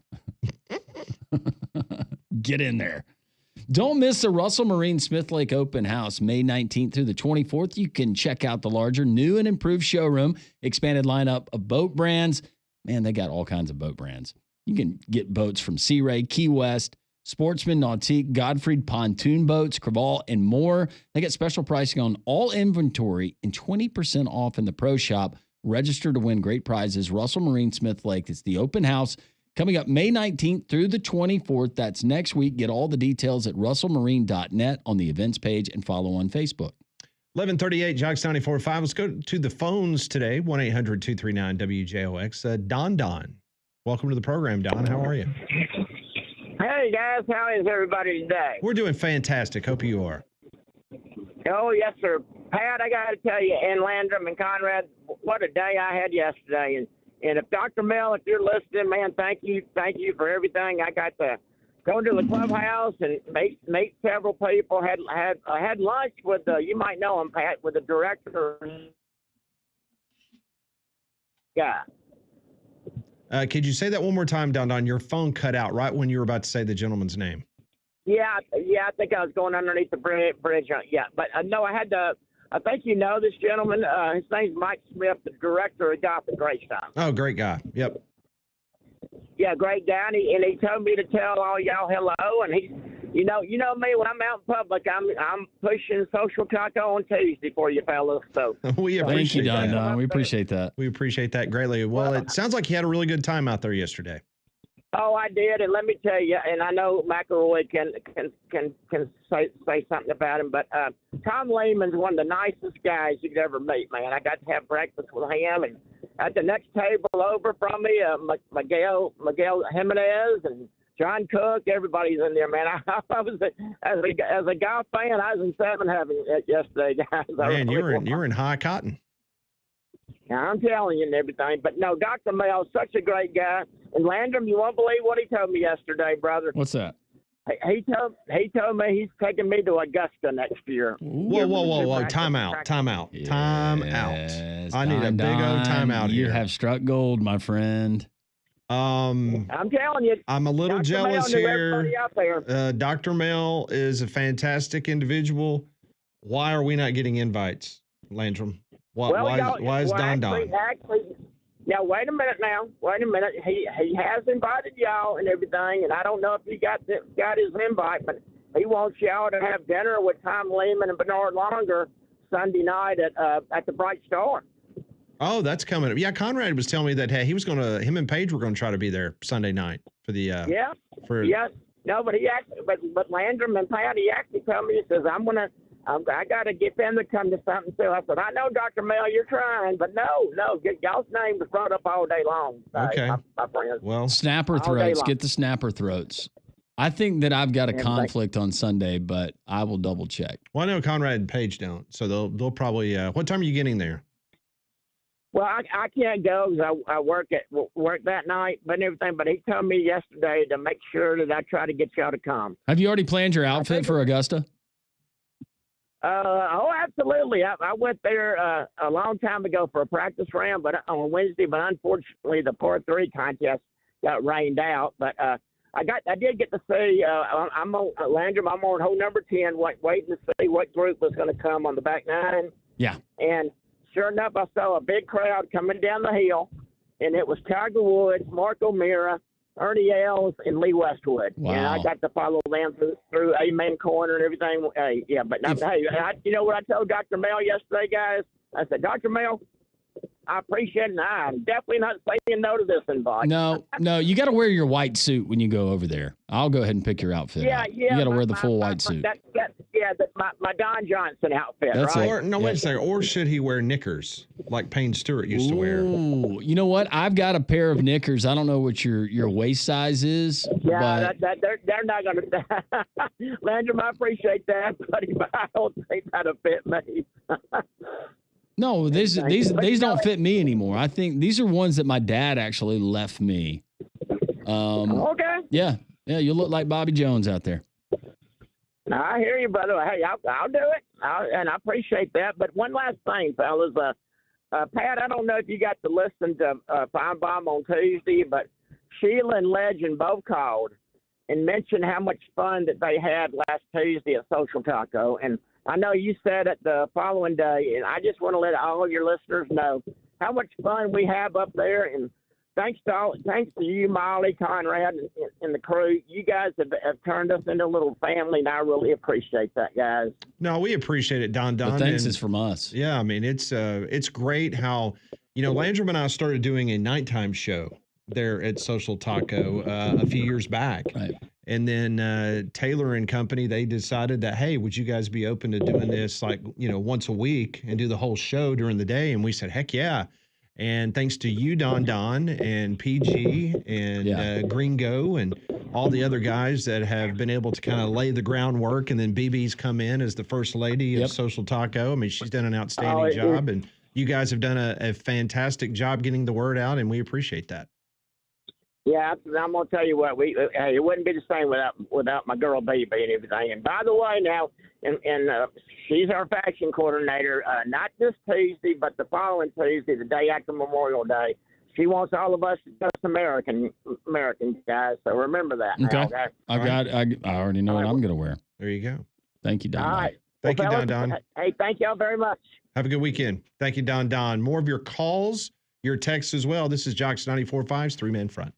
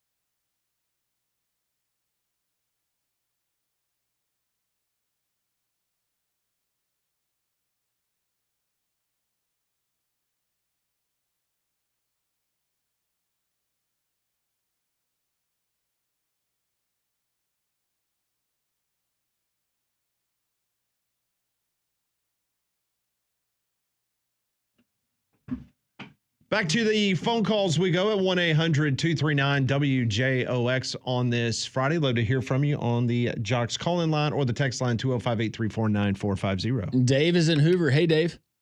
Hey, guys. Pascual Perez was on 285 going in circles. He had just gotten the call in. He was in a hotel or something, and he finally, after about an hour and a half, this 285 just goes around Atlanta. He finally got off an exit. And they said, yeah, man, you got to get on 75. You can't just stay on 285. So they did.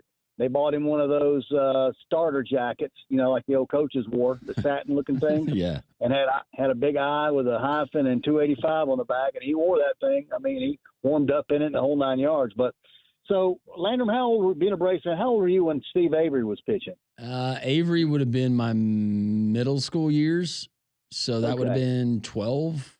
Maybe. Yeah, well, I don't know if you remember, but I met the architect who designed Riverfront, Three Rivers, Veterans, and Atlanta, Fulton County. Those four stadiums almost looked identical. Now, the three of them were all AstroTurf, but Atlanta, Fulton County was natural grass. So Steve Avery was pitching in Veterans Stadium in Philly back in, it was August or something, and it was 101 degrees at a 1 o'clock game, and he was, back then they wore the stirrups and the sanitary leggings, right? Right. A lot of them just wore those, like wearing those socks at all. I couldn't do it. I had to put leggings over the top of put leggings over the top of the two socks. Right. To a little thicker. His feet were so hot when he ran off. He sprinted to the dugout, flipped his shoes off, and sat on the bench. I had to bring him out a bucket of water to put his feet in. And Dave Persley, I think his name, the trainer, picked his shoe up and turned it upside down. And the fiberglass on the bottom. Back to the heat of the surface and what we used to get with that carpet like they had at Busch Stadium and a lot of other stadiums like Veterans and Three Rivers. But do you remember we would get, and they would have one of those gardens that was out there and over, and they'd show the shot of it. And just to think those guys are out there in the field. Look at the heat. Yeah. Heat come up. They was just like your sanitary, hurting your feet. But I'm gonna try to.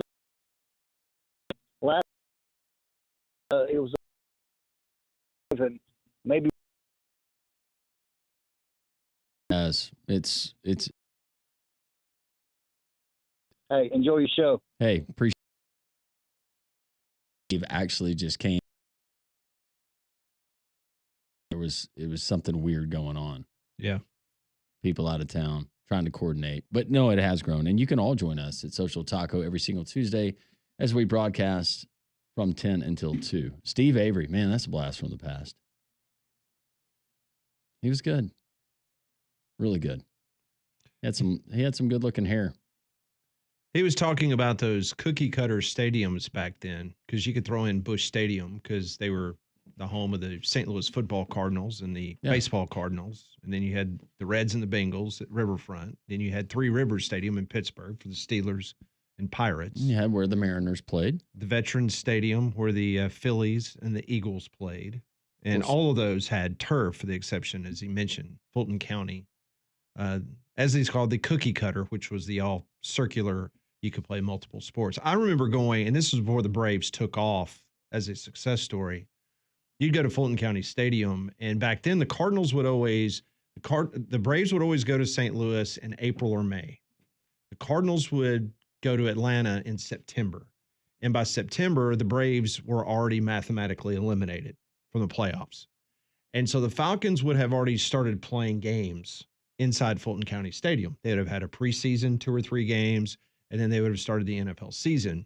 And me and my family, we would go to Atlanta and we would buy a ticket right behind the dugout, either dugout, whichever one you wanted. And it was not a hot commodity ticket.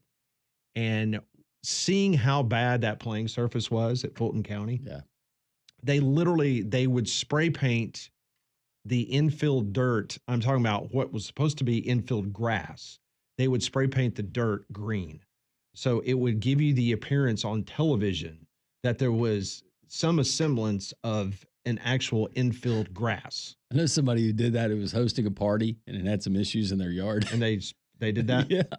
Somebody knew. And the thing of it is that, I mean, if you go back and you look at the old days of even when the Oakland Raiders played at Alameda County Stadium. Yeah, had the dirt. And you would have the dirt infield cutouts, and they wouldn't sod it until after the baseball season was over with. So they were playing it full NFL games, on the infield dirt, things of that nature. But yeah, Fulton County was. Can you imagine if Fulton County had the artificial? Because that was a cooker in there. Yep. But if they had artificial turf in there, it would have been miserable. Mm-hmm. I'm telling you, the number of times that I was at Busch Stadium, which was Busch Stadium 2, before they built the new one right across the street, I'm telling you, it would be air temperature of 98, and it would be, if you're sitting behind home plate, it'd be like 130. No. I mean, it was, I can't tell you how many times I went to day games, and by about the fourth inning, my kids were looking at me like going, when I was go home. I think I've told this story on the air, but I'll quickly tell it again. We went to a Braves game. It was a Sunday game. So we did the whole Six Flags. We did Whitewater. We did the 3-day deal, and we go over there for a little, it was a mini vacation every single summer. And it was a Sunday game, and they were playing the San Francisco Giants. And this was still at Fulton County. And it was hotter than you know what. And I got too hot. And to where my parents could tell there's something wrong. And the ushers could not have been nicer. They moved me up to the shaded area, brought me stuff to cool me down. But that was back when you could literally throw a missile and not hit anybody. You were probably there in the stadium. Like, there's a Smith family. There's Landrum and his family. I mean, you definitely could hear conversations going on in right field. Yeah. If you're sitting behind home you plate. could. It was easy to get a guy's attention. And listen, that was the time. It was right after, obviously, Joe Torre. They had their success in the early 80s. Ray Tanner. Yeah, and then the Braves kind of, Not Ray Tanner. Chuck Tanner. Ray Tanner was a good one. Former Pirates manager. Yeah. Ended up in Atlanta. But yeah, it was an easy ticket to have. It was. Because the football season had already started. But yeah, the Falcons were bad too, but they were ripping the field up. Something fierce for the Braves. And at that point in time, they could care less. Glad we don't really deal with that anymore. Nope. We will continue on this Friday edition of Three Man Front. Next hour, we will have Molly's Movie Minute, may even sneak in a Pat Ponders coming up, and so much more of your text and your phone calls. This is Three Man Front on Jocks 94.5. Conrad, Molly, Landrum. Hello. Oh, I thought that was Molly for a minute. Hello. There she is. Hello. They asked me about the Kool-Aid pickle. I stayed far away from it. We never saw any. That's true. Didn't want to, though. You can't outrun the Kool-Aid pickle. No, that's too much red 40. We can get Surstrom here. We can get a Kool-Aid pickle here. Just saying. Stay tuned. The Summer of the Kool-Aid Pickle, starring Molly Robinson, coming to Jocks Summer 2025. We're going to start building it up. Yep, you're going to have to do it. Peer pressure. I'm not doing it.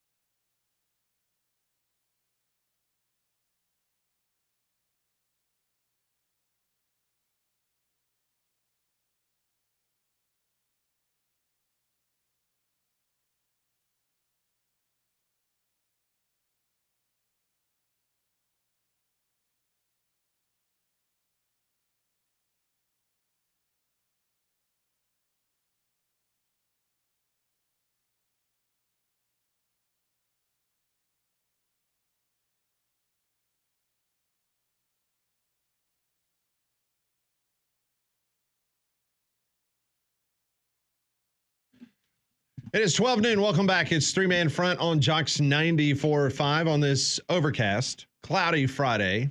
Appreciate you making us a part of your day on Jocks 94.5. Download the Jocks 94.5 app. Take us along wherever you go. You can watch the show on YouTube. You can find the Jocks 945 TV app, and you can watch us on YouTube and see what kind of special shirts that Conrad wears. He was wearing a P-Town shirt earlier this week.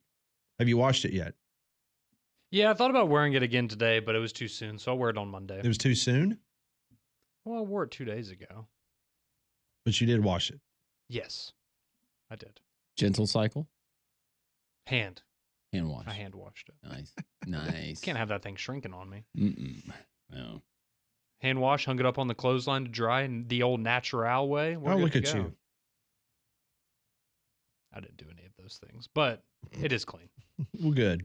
Ole Miss knocks off Auburn last night in baseball 9-2. The Tigers now 37-16, 16-12 in the SEC. Meanwhile, Bama, they lose first game of a series down in Gainesville to the Florida Gators 7-6.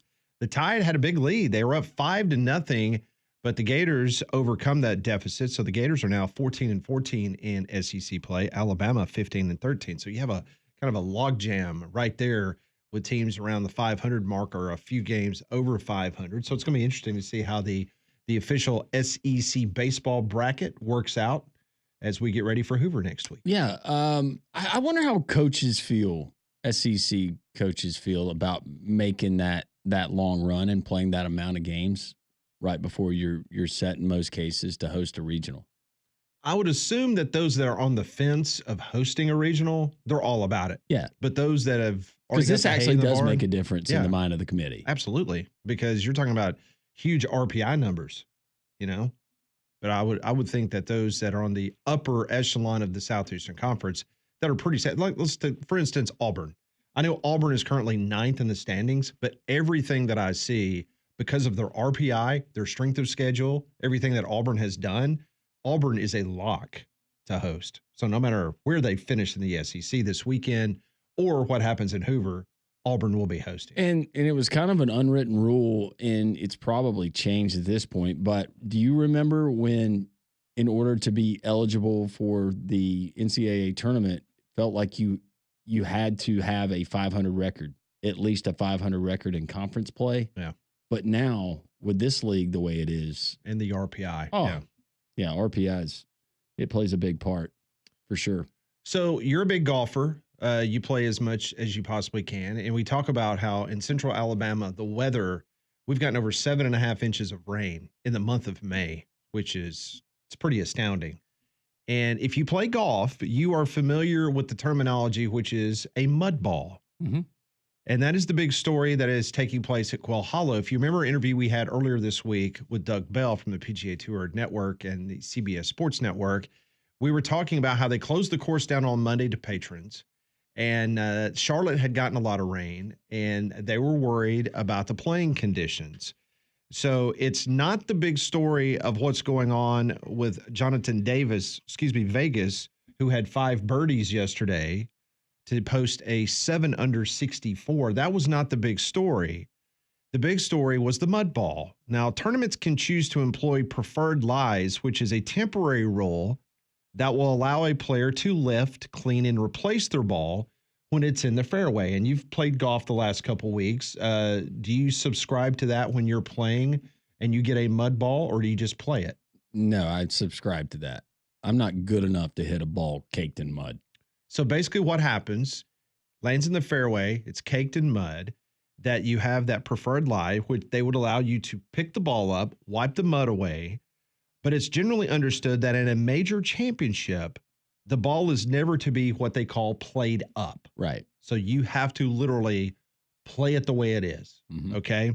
So when mud is not allowed to be cleaned off the ball is not only going to be potentially curve off the club, it's also going to fly shorter because it will lose ball speed. And the reason why is the mud in between the face of the club and the ball acts as a sort of a pillow. So when you strike the ball, it dampens the interaction between the two surfaces of your club and the dimples on the ball. That creates lift and, of course, speed. So it becomes a hot topic yesterday during the PGA Championship at Quail Hollow, with 2 of the top 3 ranked players in the world choosing to complain about championship officials allowing this to happen at Quail Hollow. So when you hear Scotty Scheffler and Xander Schauffele describe the controversy, the PGA is at stake and the mud stuck on the ball has become a huge story. So here's Scotty Scheffler yesterday, someone that I think we all agree is now the face of the PGA Tour. This is what he had to say about the mud ball situation at Quail Hollow. It's one of those deals where it's frustrating to hit the ball in the middle of the fairway and get mud on it and just have no idea where it's going to go. And, you know, I understand it's part of the game, but there's nothing more frustrating for a player. I mean, you spend your whole life trying to learn how to control a golf ball, and due to a rules decision, all of a sudden you now have absolutely no control over where that golf ball goes. But, you know, I don't make the rules. I just got to deal with the consequences of those rules. And, you know, I did a good job of battling back today and not letting a bad break like that, which cost me a couple shots, kind of get to me. And did a good job battling after that and posting a decent score. How surprised were you when you saw that ruling Wednesday that, you know, there wasn't going to be any preferred lines? Not really surprised at all. By the way, this is going to be the last answer that I give on playing it up or down. I mean, I don't make the rules.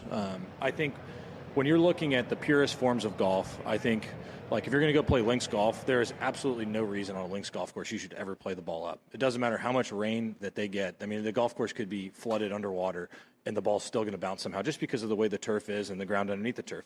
In American golf, it's significantly different. When you have overseeded fairways that aren't sand-capped, there's going to be a lot of mud on the ball, and that's just part of it. And when you think about the purest test of golf, I don't personally think that hitting the ball in the middle of the fairway you should get punished for. And on a golf course as good of conditioned as this one is, this is probably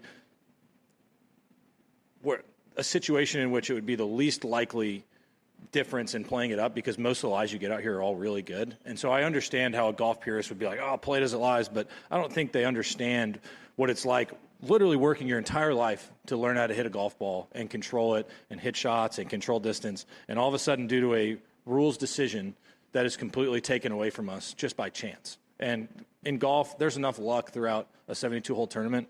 I don't think that the story should be whether or not the ball's played up or down. I think when I look at golf tournaments, I want the purest, fairest test of golf. And in my opinion, you know, maybe today the ball should have been played up. But like I said, I don't make the rules. I deal with what the rules decisions are. 100% agree. Echo everything that he said. But think about the other sports. Do you have another sport? You get 12. You cannot change the baseball out. You can't change the baseball out. Just think about how many times after every pitch, if a pitcher doesn't like the feel of the seams, he's shaking the ball and throwing it back to his catcher, getting a new ball. What if they said, nope, you're playing with the ball, one ball. As long as it doesn't go out of play, we're playing with one ball. College football, you still get 12 balls in your ball bag. They check them before the game. You rotate them in and out, and there's all kinds of different ways, even when it's a monsoon, that they can make it where it's it. But the mud ball, that's really tough. And the way that he explains it and what he had to say, and I think you go back to where golf originated and the surface and the type courses that they played on, they didn't really have to deal with it. A little different now. Yeah, it's a lot different. So I think that this is something, especially with him saying it, and he said it very respectfully. Mm-hmm. Thought he gave a great explanation from a player standpoint, but he also said, I understand from a purist standpoint. The PGA will be listening, and I would not be surprised at all if you see moving forward that they implement this. And you remember, it was a bit of a conversation, not as much as it was yesterday, but it was a conversation piece at Augusta this year. There was a couple of questions about mud balls in the fairway, and it kind of went on deaf ears. But once again, when you have Scotty Scheffler and Xander Schauffele go in their post-round press conference, and this is a major topic of discussion. You're talking about two guys. I mean, this isn't Bryson DeChambeau or Patrick Reed. Yeah. You know what I'm saying? I mean, two guys that have been very outspoken when things aren't going their way. You're talking about now the face of the PGA Tour, which is Scotty Scheffler, and all indications is he is absolutely salt of the earth. Yeah. One of the top guys in the whole world of professional sports.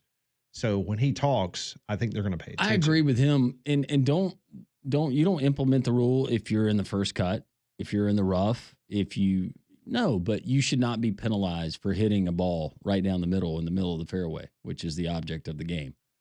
And I want to see Scotty Scheffler and all of these other great golfers who played an elite level. I want them to be hitting a relatively clean golf ball that's not covered in mud, because that certainly changes things, especially, Pat, from a betting perspective. Yes, right? It does. Yes, it does. Did you ever see the stand-up bit that Robin Williams did on golf? Oh, yeah. Classic. That is worth, I think Molly, we had the Molly's Movie Minute, but that should be, we don't even vote on it. You need to go and find Robin Williams on golf, that stand-up. Look for it right now. It's hilarious. And it's so true. He was a good one. A lot of text coming in. 205-834-9450. Some text coming in via the text line discussing your travels to Tupelo, Mississippi. Okay. Larry texts into the show and he says, "Hey guys, Larry here." Hey, Larry. Listening to the show per usual. Speaking of Tupelo, have y'all ever eaten at the Neon Pig? Killer restaurant in Tupelo we used to visit when we traveled with my son's soccer team. Great smash burgers and deli sandwiches. Been to Tupelo, but I've never been to the Neon Pig. I have not either. Sounds wonderful, though. Sounds like a good place to eat. It does. Mm-hmm. This one rolls in. My favorite spot in Tupelo, Kermit's, right down from the hardware store, is closed. Heard about Kermit's.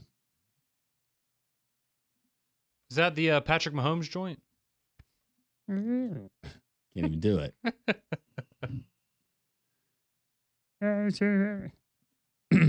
Not in my football season. Is that Brittany? Is that what you're trying to say? Hi, Brittany. This one in on the synthetic turf and whatever, what would you call that? Aggregate that they sprinkle into the turf. Yeah, I've never understood the black pellets on the turf as hot as it is anyway. Why not white pellets or light green pellets? Yep, for sure. Keller. Those pellets hurt too, Our man. buddy Keller has chimed in. I wonder if he made Mustache Night. When is Mustache Night? That was last night. It was last night? It was. They had a good crowd. Keller said, out here getting the Hoover Met ready for some SEC baseball. Facility looks absolutely beautiful after renovations. Hope to see y'all out here for a game or two. We will be there, Keller. Yeah, I saw a report on NBC 13 here in town, WVTM, and they had done a walkthrough, and it just looks tremendous. Looks really nice. Yeah, well, y'all were gone yesterday, but we decided yesterday, or I decided for us, that I'm going to go to the Alabama game at 9:30 a.m. on Wednesday, so I won't be on the show on Wednesday. I'm just going to be at Hoover Met. Oh, that's nice of you. Molly will be responsible for covering the Auburn game that starts probably around 9:15. 9:30 p.m. It's a 12-hour difference. Molly, we're going to need you here the next day. All right. Our good friend Patrick Isbell from 18 South did not know this. I had not been invited over to Patrick's house. He has got a turf backyard with a putting green. What? Of course he does. He's probably got a Chicago Cubs C stenciled on that turf too. I told you when I went into the store the other day, he had the Cubs game on. Patrick's good people. But he does. It's going to sound bad. No, it does not surprise me that he has synthetic turf in his backyard. I would do it if I had the means to do it. Right now, I would do it in the front yard. I would just do it to get rid of my grass. I had the whole dethatching thing, and when you thin it out, it needs to fill in a little bit, and I'm just waiting for that. Those new blades of grass to come in, because right now it looks like you got a bad haircut from like. I shouldn't say it. They might advertise.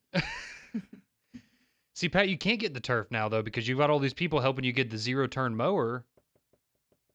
We're getting there. We're making progress. Significant progress. Hey, Max says, tell Pat to keep a roll of electrical tape in his pocket while mowing with a zero-turn plug-in mower. Good tip. That is a good tip. Oh, and Steve from Tuscaloosa sent in the Pascual Perez jacket. That is great. Look at that. That's nice. I used to have me a Cardinal jacket when I was younger. The old starter jackets. Yeah. Mm-hmm. The satin. Mm-hmm. I had one for our middle school. Braves?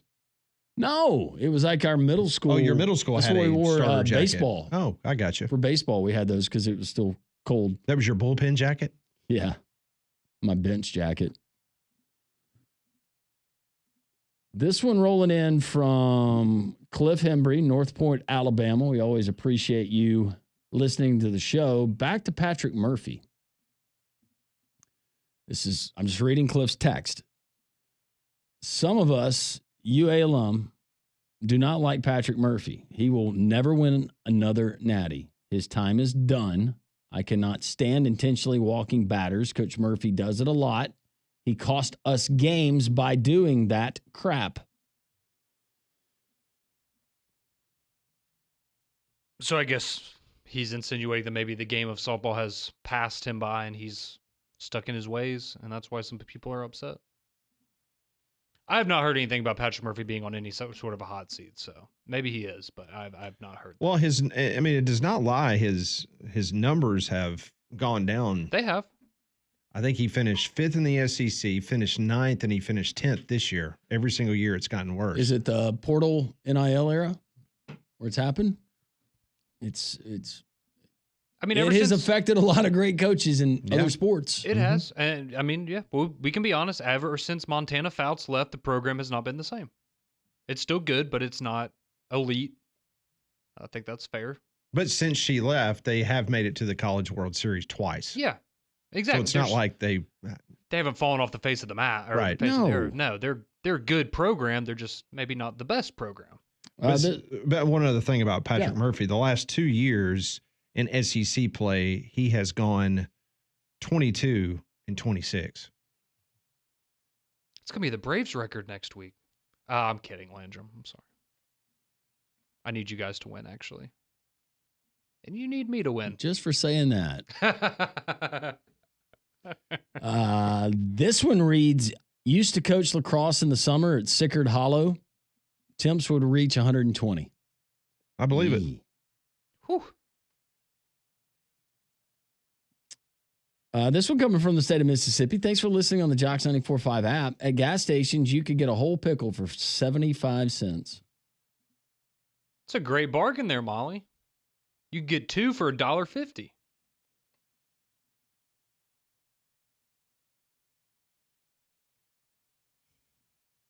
So we each can give her a quarter, and then she can buy the pickle.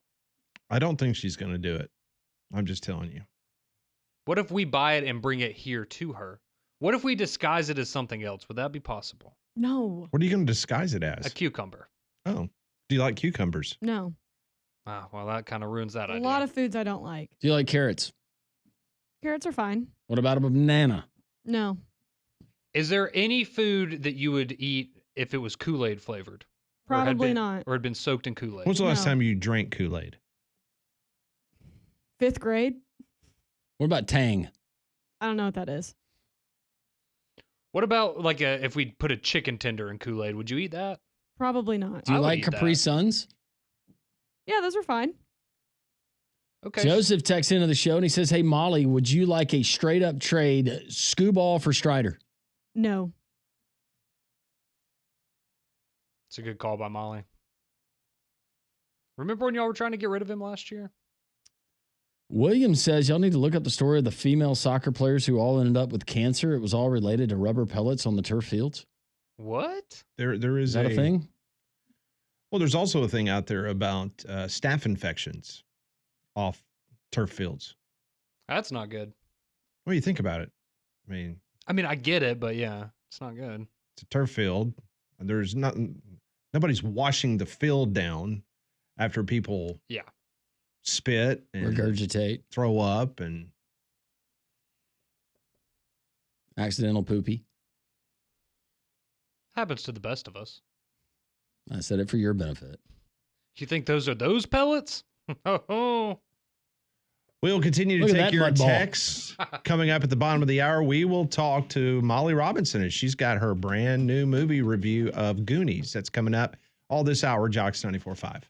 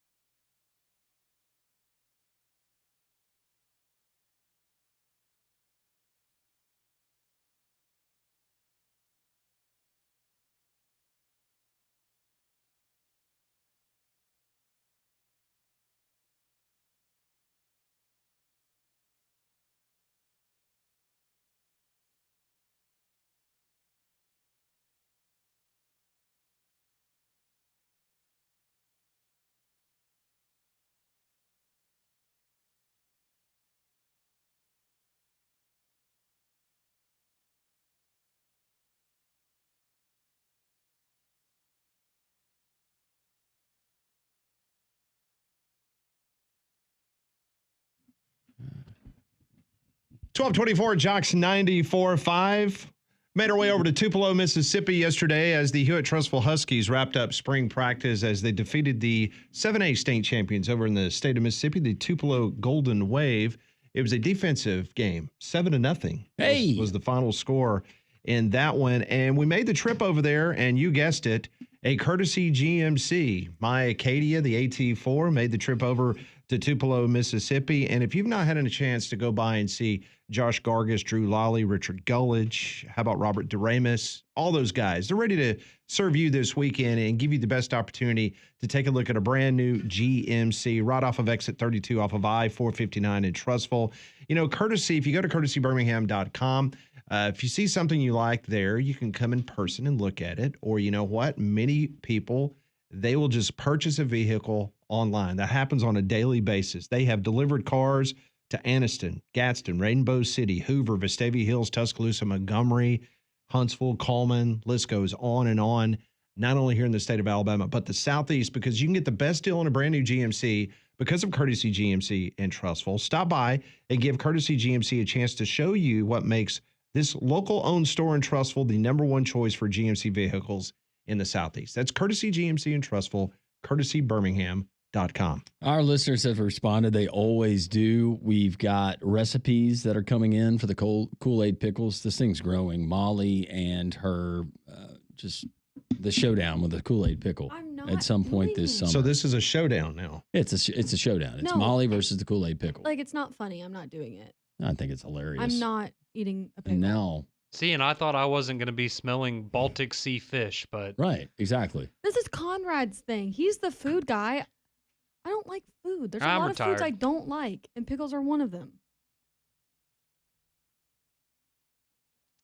I don't know. I'm caught between a rock and a hard place because on the one hand, I do sympathize with Molly because I've been in this situation before and I understand, but I also don't have that much sympathy because I actually had to do this stuff. Exactly. I'm not doing it. So I'm very Team conflicted player. right now. All right, so these are the ingredients. 1 packet of unsweetened Kool-Aid, any flavor. You get to pick the flavor. Half a Oh, that's cup fun. of granulated sugar. What'd you say? 1 cup? Half a cup. Half a cup. 2 cups? And 1 jar of dill pickles. You pour the contents there into a 2-cup or larger liquid measuring cup. Pour it all back into the jar with the pickles. You can read through the directions if you want to do this. Tightly screw the lid back on. Refrigerate for at least 5 days before eating. Now, I made these, if you remember, back on the show. I do remember that. Made them for everybody. You did. Okay, so if you went home and did that tonight, it needed 5 days. Molly could have it next Thursday? Yeah. Okay. Yep. Be fun. Well, and think about it like this. If you take, that's for the whole jar of pickles. If you take all of them out and just leave 1 in there, because she would just eat 1, You just it's do the going to one. taste more like Kool-Aid because Yeah. it's not going to get into as many pickles. So it's going to be really Kool-Aid-y taste and probably won't even taste like a pickle at all. Yeah. You'll just think, oh, man, I'm eating Kool-Aid. And then this could be like a children's book that we create. It's like, in the moral, The Kool-Aid it pickle would that have a could? moral to it. Yeah. It was like, hey, don't knock it before you try it. And this was Miss Molly meeting the Kool-Aid pickle. Yeah, it would help kids learn to be open-minded. Yeah. I think we're on to something here. Everybody poops and everybody eats Kool-Aid pickles. It's, Yeah. it's a spiritual successor Yeah. to Be that great open-minded. children's book. You got the bread and butter pickle, you got the dill pickle, you got the sweet pickle, and you got the Kool-Aid pickle. Don't I'm not even kidding discriminate. you. I'm actually starting to get nauseous over here. Like, I might need to go.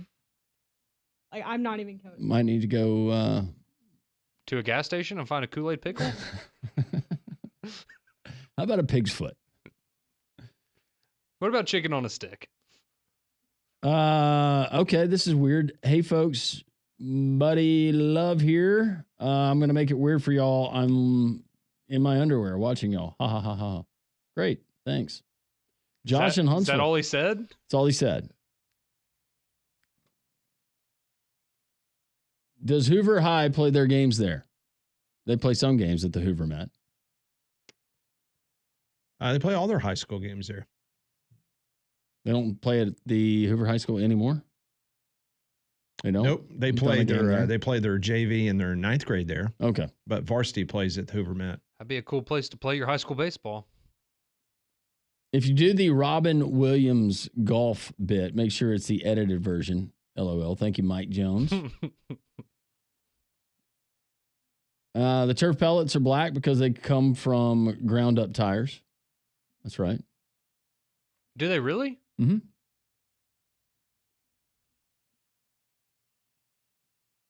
Drake says, Landry, me and you are the same age, and Pat will remember this because a lot of my friends don't. But do you guys remember Little Caesars first came out? They were buy one, get one free, and it came in a long white box. Absolutely. Yes, I do. We go to Video Express, and then right next door where I grew up and where I lived, there was a Little Caesars.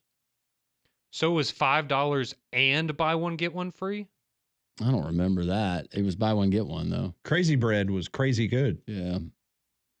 Pizza. Patrick Murphy comes across as a super nice guy, if you know what I mean. I don't. What does that mean? He's a nice guy. He's come on this show before. He was very nice. I was about to say, I very rarely heard anything negative about Oh, him. man. Corey just sent us a picture of a satin jacket like the ones we're talking about, Red Sox jacket. He said he just dug this out of his mom's basement recently. Oh, Christmas good. You can put it present back. in 1990, ninth grade. Very cool, Corey. Thank you.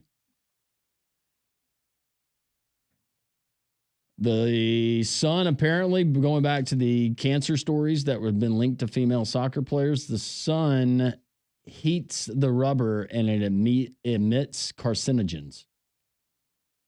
That seems problematic. The only thing I have against Patrick Murphy in 2021 is he should have started Montana Fouts against Florida State after she threw a perfect game against UCLA. They won the whole thing that year. Boy, how did we get on this? How did that start with Patrick Murphy? Somebody texted in and asked if he was on the hot seat, and we said right. no. And apparently, a lot of folks he think is. he is. Or in people's minds, he is. And somebody texting in, Pat, and says he works at the GM plant that makes the Acadia. Nice. It's a great vehicle. It's my second one. I drive the AT4. Love it. Yep. All right. We'll continue with your text. And we do have a movie review, I think. Are you up to it, Molly? You feel okay? She's good. 3-man front. We continue on Jocks 94.5.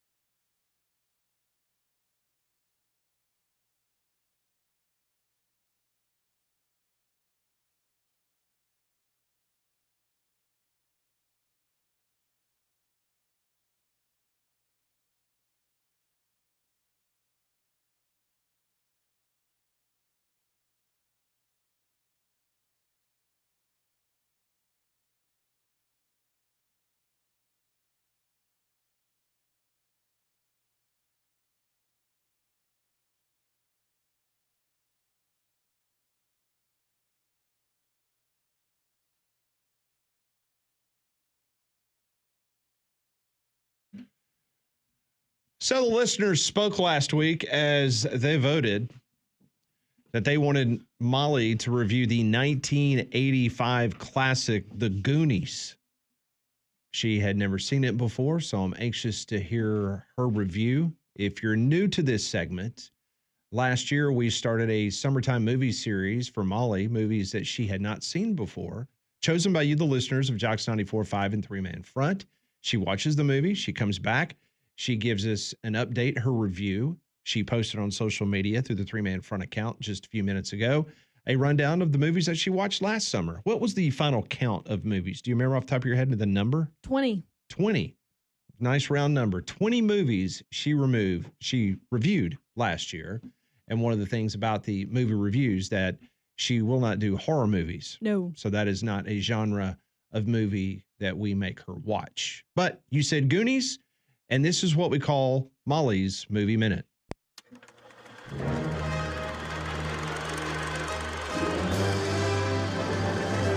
It's time for Molly's Movie Minute. Cinematic insights with expert critiques and analysis.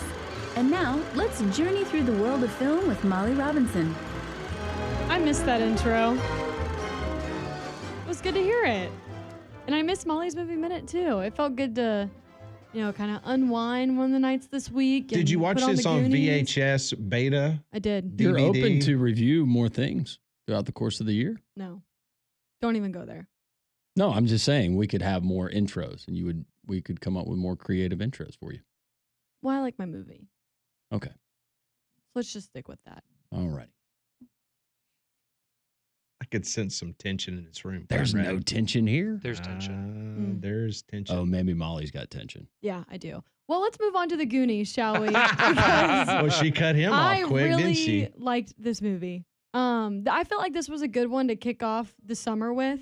I couldn't believe I'd never seen it. I knew, going into it, obviously I'd heard of the Goonies. I knew the premise of it, some of the characters. Obviously, Sloth is one that I had seen, throughout my life. I had just never seen it, though. But no, this was such a fun movie. I was laughing the entire time. And what I loved about it is I felt like all of us at some point in our lives when we were a kid, we all kind of wanted to, find a treasure map and go on a treasure hunt and find the gold and the old crashed pirate ship or whatever. And I felt like this movie really kind of encapsulated that, that childhood dream that we all have maybe had at some point of our life. And, I loved all the different characters and all their names were so funny, like Mouth and Mikey, Sloth, Chunk. Data was probably my favorite. I loved all of his little inventions. And I loved the ending and the relationship between Chunk and Sloth and how you're going to live with me, Sloth, because I love you. That was so cute. This movie also really made me want to go to Oregon. It's one of the only states I haven't been to. It looked beautiful. The Goondocks, I believe, is what they called the house. That's like my dream home. Mm-hmm. And, I recommend that if you haven't seen this movie, I'm sure most of our listening audience probably has. I recommend that you watch it, but, first you got to do the truffle shuffle. That was my favorite part. Yeah, we had someone on the text line that wanted you to do that, right? Is that what the text said, Conrad? Yeah, we just read them. Yep. They wanted me to do that? Yeah, since you were the one reviewing the movie. Oh, well, I won't be doing that. Sorry. I'm going to keep my shirt on.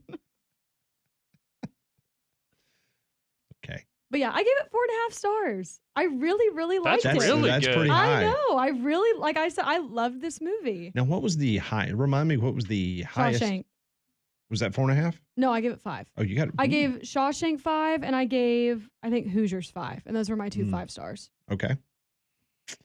So Goonies gets a 4.5 stars by Molly. For many, many years, it has been rumored that they're going to make a Goonies 2. Don't do that. Don't, no. It's been 40 years now. A matter of fact, there was an article a couple months ago that Sean Astin said that absolutely that they're waiting for, I guess, some type of script rewrite but it is absolutely something that they are interested in doing. So was this I'm assuming it was because he was so young, his first, I guess, big movie or his first big role? Because, of course, obviously going to do Rudy, The Lord of the Rings, Recently, he's in Stranger Things recently. But this, I guess, the first time I was like, oh man, this was, the first time I can remember That's the ever first seeing role Sean I Astin remember in him something. in. Yeah. Him and Josh Brolin too was one of the other kids. I do believe that was actually his first ever role. Not a bad way to. Mm-hmm. Not a bad way to start. Now, Corey Feldman, that was probably not his first role because he did a lot of stuff Probably not. as a child actor. He did some TV and movies. He was hanging out with Michael Jackson. And the Oh yeah, that's right. Yeah. And the kid that plays Data, that's the kid from Indiana Jones. Oh yeah, yeah. With Harrison Ford, and he recently got famous again for Everything Everywhere All at Once. Now Chunk, he is the one from that movie that absolutely wanted to shed all of that. Got tired of being known as Chunk. Oh, he didn't want to life. do the truffle shuffle anymore. His mom saved all of his memorabilia and things, but he wanted nothing to do with it. Dang, that's really sad. Yeah. I actually did. I now that you say that, I was looking through the cast last night, and he is much skinnier now. Like he took that to heart. So I hate that for him. What about the? Do they bring back everybody? I don't know. Well, I know that she's not still alive. The old woman, the mom. Yeah. But I wonder how many of that cast is actually still kicking. Think Sloth's still kicking? Probably. Yeah. Sloth never dies. Goonies never Goonies die. never die. Goonies never die. It's a really good cast, though, and I had forgotten. I think I mentioned this to you yesterday. I guess I just never paid attention to it as a kid because you don't think about who directs movies when you're children. But the fact that it was a Steven Spielberg movie, I was like, wow, that was okay. So this was like a big deal, I guess, when it came out. Yeah, it was an Amblin Entertainment production.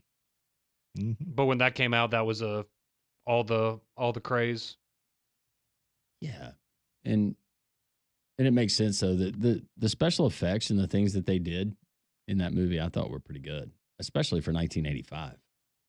Oh yeah, and I mean even just the way they did all the different booby traps and stuff as they're like exploring underground and I mean even rewatching because I rewatched it this week too. I was like, yeah, this is totally believable still. I mean obviously it's not up to date or modern. But it still I looks good. completely forgot who played Sloth. Do you remember who played him? No. Completely forgot. NFL John Matusek. You know what? I do remember that now. He died when he was 38 years old. But he played Sloth. He was an Oakland Raider. He's a good football player. We get somebody else to play Sloth. Right? Yeah, we'll go get Max Crosby or somebody from the Raiders now to play Sloth. Keep the tradition alive. Really good movie. Baby Ruth. Baby Ruth. Did it freak you out like it did when I was a kid? Because I just remember watching that movie as a kid and I loved it, but like Sloth actually like really freaked me out when I was probably about 8 years old watching that movie. Of course. Yeah. See, I knew Sloth. Like, so yeah, I guess it didn't totally catch you off guard. So it did, yeah. right. And I'm not 8 anymore. Well, so yeah. Fair point. Who was the housekeeper's name? What was it? Rosalita? No. That was so funny when Mouth was speaking Spanish to her and talking about the house. When he puts his tongue through the painting. Yes. He was so funny. How'd that go again? Nah, I'm not gonna do it again. not for your pleasure. Well, I was hoping that YouTube would capture it and then somebody would have some fun with that. That's all. Oh. More three-man front. Molly's Movie Minute. Next week, she will review Good Will Hunting. That has won the vote of the listeners at 36.2%. Fight Club came in second place. So Good Will Hunting. Get your tissues ready for that one, Molly. Like apples? I've been told I'm going to cry a lot. Get ready for that one.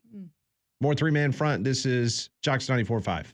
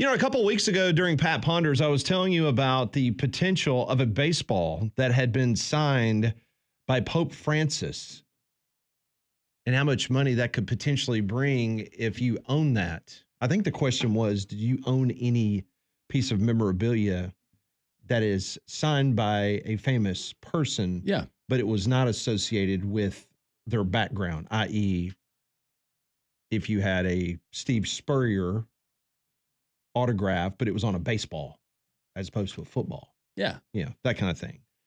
So the auction sale price, it did take place. The Pope Francis signed baseball. It sold at auction. You want to take a ballpark guess on what that baseball sold for? Pope Francis signed baseball, $1.1 million.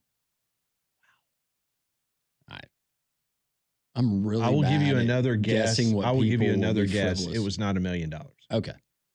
$375,000. $375,000. Molly? Like $100K? $100K?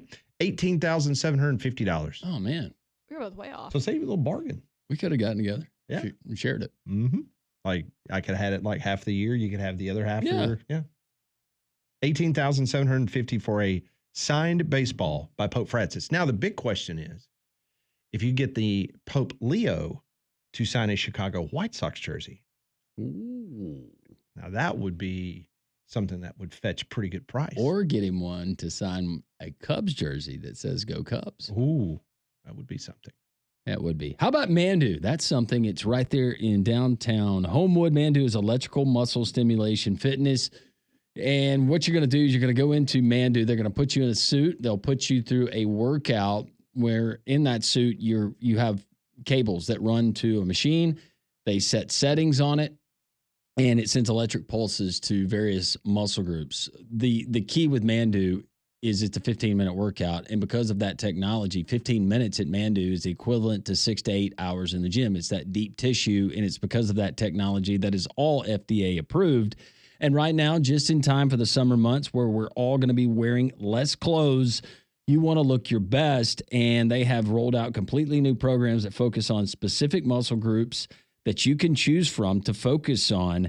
And whether it's your glutes, if you're looking to maybe fine-tune some things for bathing suit wear, well, you can do that. Maybe it's arms, maybe it's chest, or maybe it's just overall feeling better. Mandu, it works. Trust me. Testimony. It does work. Everybody that I've talked to that has tried Mandu and stuck with it, they've said, yeah, you're right, Landrum. Got results. Mandu in downtown Homewood. MANDUU.com. Make sure you tell Paul and everybody there that Landrum at Jocks 94.5 sent you. Back to the text line we go, 205-834-9450. That is brought to you each and every day by Courtesy GMC and Trustful.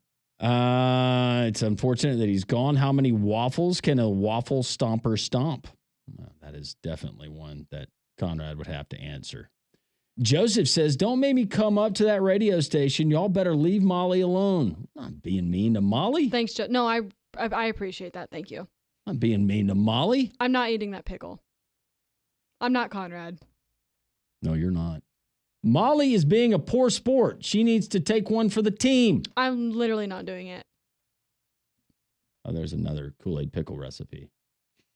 Wait, is there multiple Kool-Aid pickle recipes? I thought there was like just like one. Grape and blue raspberry. Well, I know you can change Well, it up the flavor, but I meant the actual, what you go about, I guess, fermenting that pickle.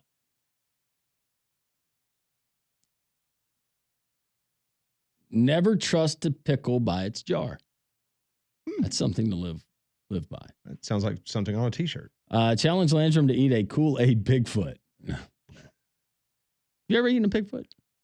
I think accidentally one time. Accidentally? Somebody fooled me. JJ, make Damien eat the Kool-Aid pickle. I don't know if Damien would eat the Kool-Aid pickle. No, Damien does not like pickles. There's a lot of people that just don't like pickles. Hello, I'm right here. I don't like them either. Fortunately, Molly and everybody else here on the show likes pickles. No. Mm-mm. So you like pickles? No, he just said not. You like pickles. I do not like pickles. What about a little baby gherkin? No. Come on. No. Kenny Pickett. I'm serious. I'm the type of person that if you go to a restaurant and there's like a pickle on the plate, That you have to get rid of the whole plate? pretty much. Like I You light the restaurant on fire? not quite that intense. Fire starter. But like if any portion of my meal touches the pickle, I will like chop it off. Now, are you one of these freaks that have to have your food separated, like they can't touch each other? Depends. I'm a really picky eater. So and I know I'm thinking admit like that. Thanksgiving. Like, you know what I'm saying? No, Like, no, like, but see, like that's you've fine. got just. But No, that's they, fine. So at Thanksgiving they can touch. Yeah. Like I said, it just depends on what the food is. But I mean, if you're getting the food for your plate, you would only put the food on the plate that you want. So the question is, you okay with the food cohabitating together or touching? Yeah, during but a- just not a pickle. Is there anything else food-wise There's a that you are lot- as passionate There about are a lot not of foods eating? I don't like. Just give me time and I'll compile a whole list. But I won't show you guys because then you'll make me eat them. Well, apparently the listeners really want you to eat the. Well, I'm very sorry. I'm not doing it. Did Eli Manning star in Mask with Cher?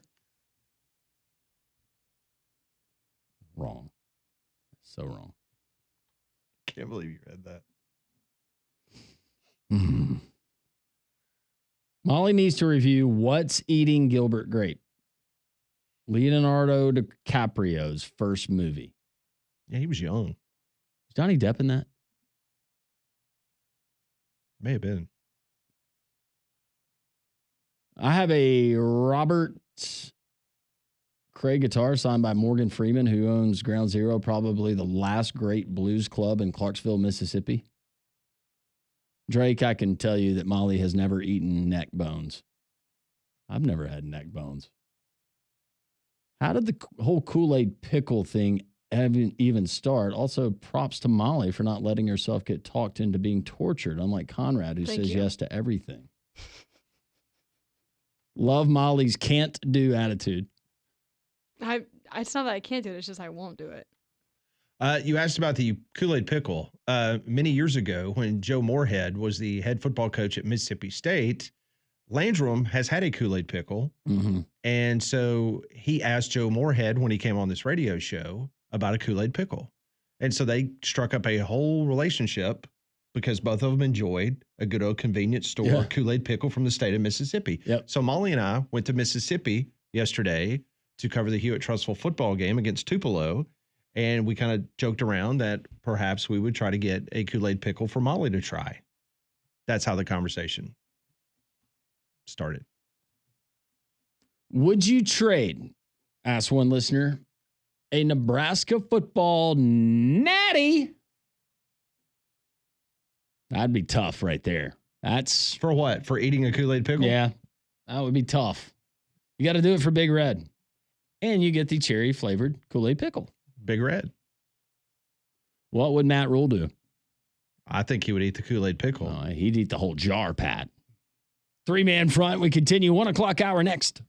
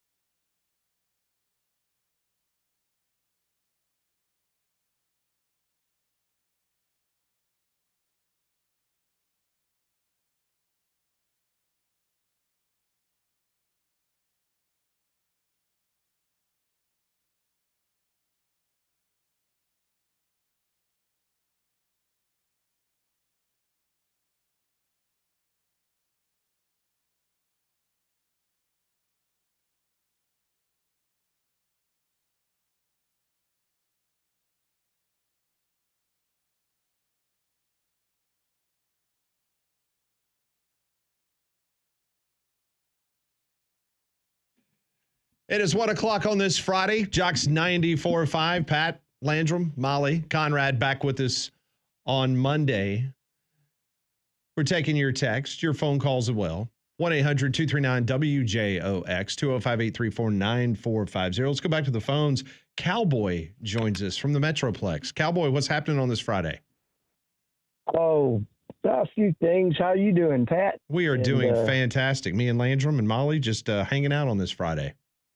Yeah, cool. Well, I saw something today, and I thought I'd bring it up. It said top 10 coaches in college football, and they had Kirby Smart, number 1, go down to Kalen DeBoer at number 7, Matt Campbell at number 10, and no Brian Kelly in the top 10 list. But I'm kind of putting up here for you guys to think about as we're talking about this here. Do you think Kalen DeBoer is a top 10 coach? Or do you think maybe Matt Campbell shouldn't be in the top 10? I think the job that Matt Campbell has done at Iowa is remarkable, Iowa State. But he can't get a parachute job out of there, it seems like. What do you think of Matt Campbell versus Kalen DeBoer? I would put Kalen DeBoer ahead of Matt Campbell. I think Kalen DeBoer has done more with less in his career. He's done more in a shorter period of time. Yeah. And for not having Brian Kelly, you can say whatever you want to about making fun of Brian Kelly, and he's not doing the things that LSU people want him to do as quickly. But Brian Kelly's a top 10 coach. I mean, if there's a list and you don't have Brian Kelly in your top 10, then that list is kind of a joke in my opinion. But I would have Kalen DeBoer absolutely ahead of Matt Campbell. And let's just be honest. You mentioned it, Cowboy, about Matt Campbell trying to get a parachute out of Ames. For whatever reason, he was the hot name, like after he went to Ames for a couple of years, and it has cooled off considerably. Now, last year, his team got back into the news, got back into the forefront of the Big 12. But I'll be honest with you, I think that he has done a mediocre job in Ames, Iowa, and that's a reason why you don't see his name on a bunch of jobs moving forward. I don't know if you agree with that or disagree, Landrum, with that assumption on Matt Campbell. Well, that's never been a good job, but he has made it a good job. No, I respect what he's done, but is he a top 10 coach in your opinion? No, I would definitely he might have be 11 in my 12 in my top 20, but I wouldn't have him there in the top 10. And I'd be hard pressed right now to name my top 10. But Kalen DeBoer would be in my top 10. Where are you baking your Kalen DeBoer top 10 from, that he got Washington to the national championship game in 2 years and a week, Pac-10, except for Oregon? The Dan Lanning was rated higher than Kalen DeBoer in this poll of coaches by this writer. I still think Dan Lanning is a better coach than Kalen DeBoer. Just because he beat him 3 times is not a mark of why he's a better football coach. It's so tough with these. That's what the Alabama fans will tell you. It's really tough, Cowboy, with these lists, and that's why they change from year to year because of what we just saw. So we just saw Mike Norvell, who last year, Florida State, we know how disgusting that was. But then the year before, where would he have been on most of these lists? I venture to guess that he would have probably been in the top 5 on some of these lists. Yeah. And then Steve Sarkisian was ranked high up there, too. Yeah. Ryan Day was second. I forgot who third and fourth back. Just kind of, but, you know, could Kalen DeBoer have done at Iowa State what Matt Campbell has done? I mean, he's got them to 2 Big 12 championship games, had Brock Purdy as a quarterback, Mr. Irrelevant, that is a starting NFL quarterback, and it was invited to walk on at Alabama. And that was getting ready to happen to, I guess he decided to go to Iowa State. So I'm just wondering, you know, would somebody in the SEC that had an opening would Matt Campbell be somebody they'd want to talk to? Because when he got to Iowa State and did well at first, he was kind of like the young Nick Saban trajectory, if y'all remember, I think. Yeah, he was on every list. I remember when he was the front runner for the USC vacancy. Yeah.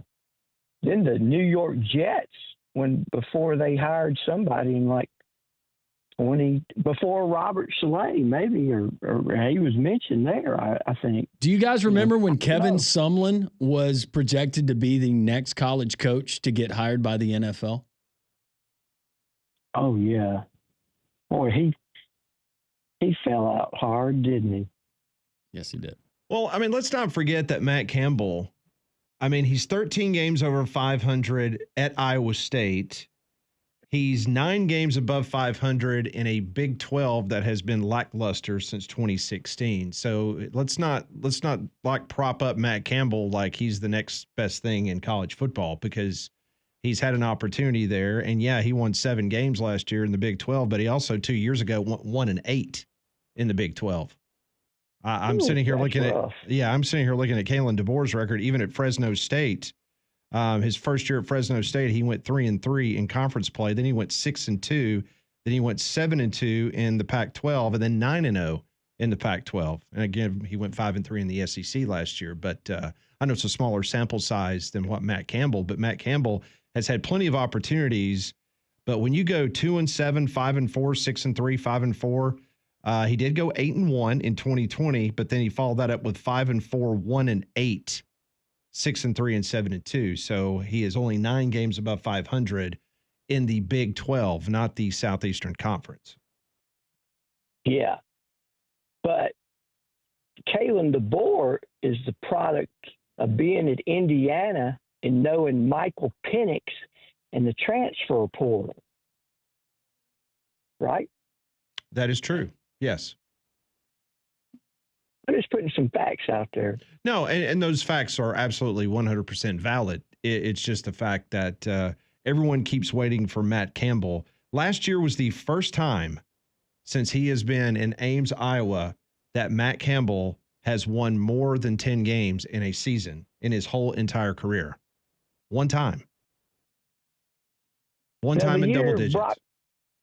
Brock Purdy took them to the Big 12 championship game. They didn't win. I think they won 8 games that year. I think that was before last year. I think Iowa State had gone literally, 60-something years without double-digit wins.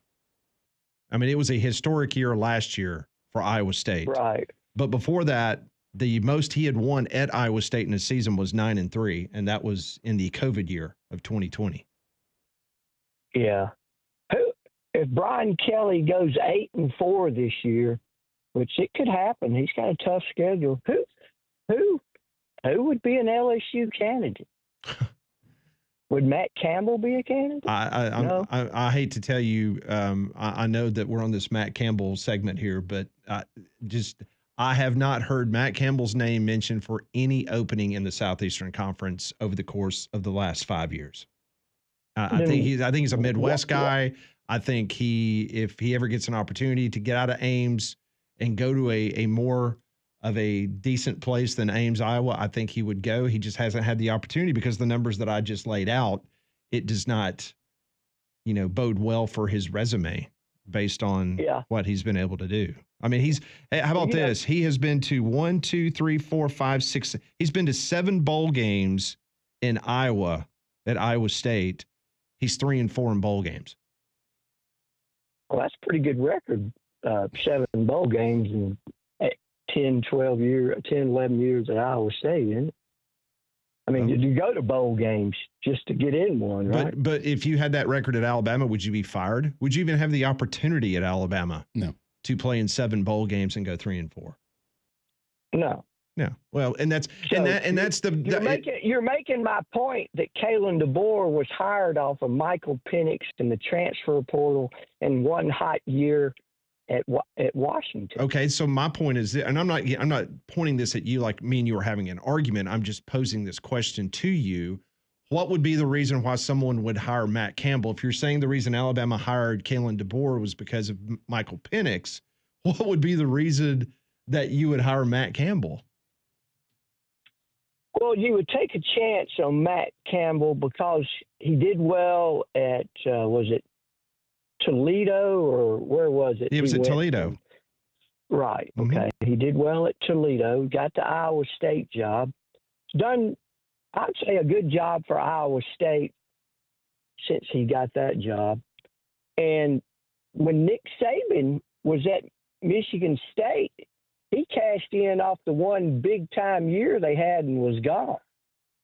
And that was also 20 years ago. I mean, it's a little bit different now. The patience level has completely changed. Like, you will not have a guy be given the opportunity to have a whole recruiting cycle because recruiting cycles are out the window. It's about the transfer portal. And the reason that Matt Campbell got the Iowa State job when he did, because he was young and he had not been a coordinator, or he had not been in that position very long as a head coach, is number one, it was the Iowa State job. They had just fired Paul Rhodes, who everybody remembers. Yeah, Paul Rhodes is the defensive coordinator at Gulf Shores High School, isn't he? Yeah. Well, I don't know. They've had a lot of notable former college coaches that have been down there with that program. There's worse places that you could be a defensive coordinator. Cowboy, we appreciate the phone call. 205-834-9494. And I wasn't being ugly towards Cowboy. No, it didn't come across that way to me. And I hope he doesn't take it that way. It was a great conversation. It was a great question. It's just the fact that I'm not Cowboy, but college football people just wanted to absolutely christen Matt Campbell as the next Nick Saban. And there is nothing in his record so far in his career that would give you an indication that he will be anything more than what he is in Ames, Iowa. And Molly just pointed this out to me. I said I thought it was in the last 60 years that they had won double digits. Up until last year, Iowa State had never won more than 9 games. He's never won a conference championship at either. He won 2 MAC West. Correct. But he did not win the MAC championship. No. So now that's the only championship. Goes without saying, him winning 11 games last year in Ames, Iowa, major kudos. That was a great accomplishment for him. But we cover this on a daily basis in the Southeastern Conference. And with all these job openings, whether it was Steve Sarkisian getting the Texas job, Kalen DeBoer at Alabama, go on and on about the other job openings. Auburn, when they hired Hugh Freeze, I never heard Matt Campbell's name ever in the Deep South. No. Seems like a Luke Fickell. That is a good comparison. Maybe just one of those guys that you assume does not come below the Mason-Dixon line. Yeah. And listen, it might change now for some of those guys because in the old days, it was about your relationships with high school football coaches. Now it doesn't matter because most of them, seriously, I'm going to throw this out there about Brian Harsin. If Brian Harsin was at Auburn right now, I think he would have more success at Auburn than what he had. And the reason I say that is because he could fool people out of the transfer portal and offer money, and he could get them there. Because he had no relationships with anybody in the state of Alabama from a high school standpoint. He didn't care about having relationships with the high school coaches, and it affected recruiting. But now the transfer portal has been the equalizer for Ole Miss and a lot of other programs that have taken the quick, easy way out of just going to the transfer portal as opposed to recruiting high school athletes. Well, and now with the transfer portal, they'd like to recruit a lot of high school athletes, but now you're losing guys that you were counting on for next year. Yeah. So you need to find guys that are ready-made. You don't have time to wait for a guy to come in your program and take to develop him for 2 or 3 years. Yeah. Well, graduation marks a major milestone, so honor it with a gift that will last forever. Diamonds Direct offers fine jewelry that symbolizes achievement, pride, and possibility. Whether your grad leans minimalist or bold, classic or trendy, Diamonds Direct has options to match their unique personality and style. From classic pieces they'll wear every day to elevated styles for their next big chapter, find something that they'll cherish now and for years to come. That's our friends over at Diamonds Direct. And don't forget that every gift comes with lifetime perks like free cleanings, repairs, and resizing. More 3-Man in Front. We'll do some Pat Ponders a little bit later this hour. Back to the phones we will go. Take your calls and your texts. This is 3-Man in Front on a Filthy Friday, Jocks 94.5.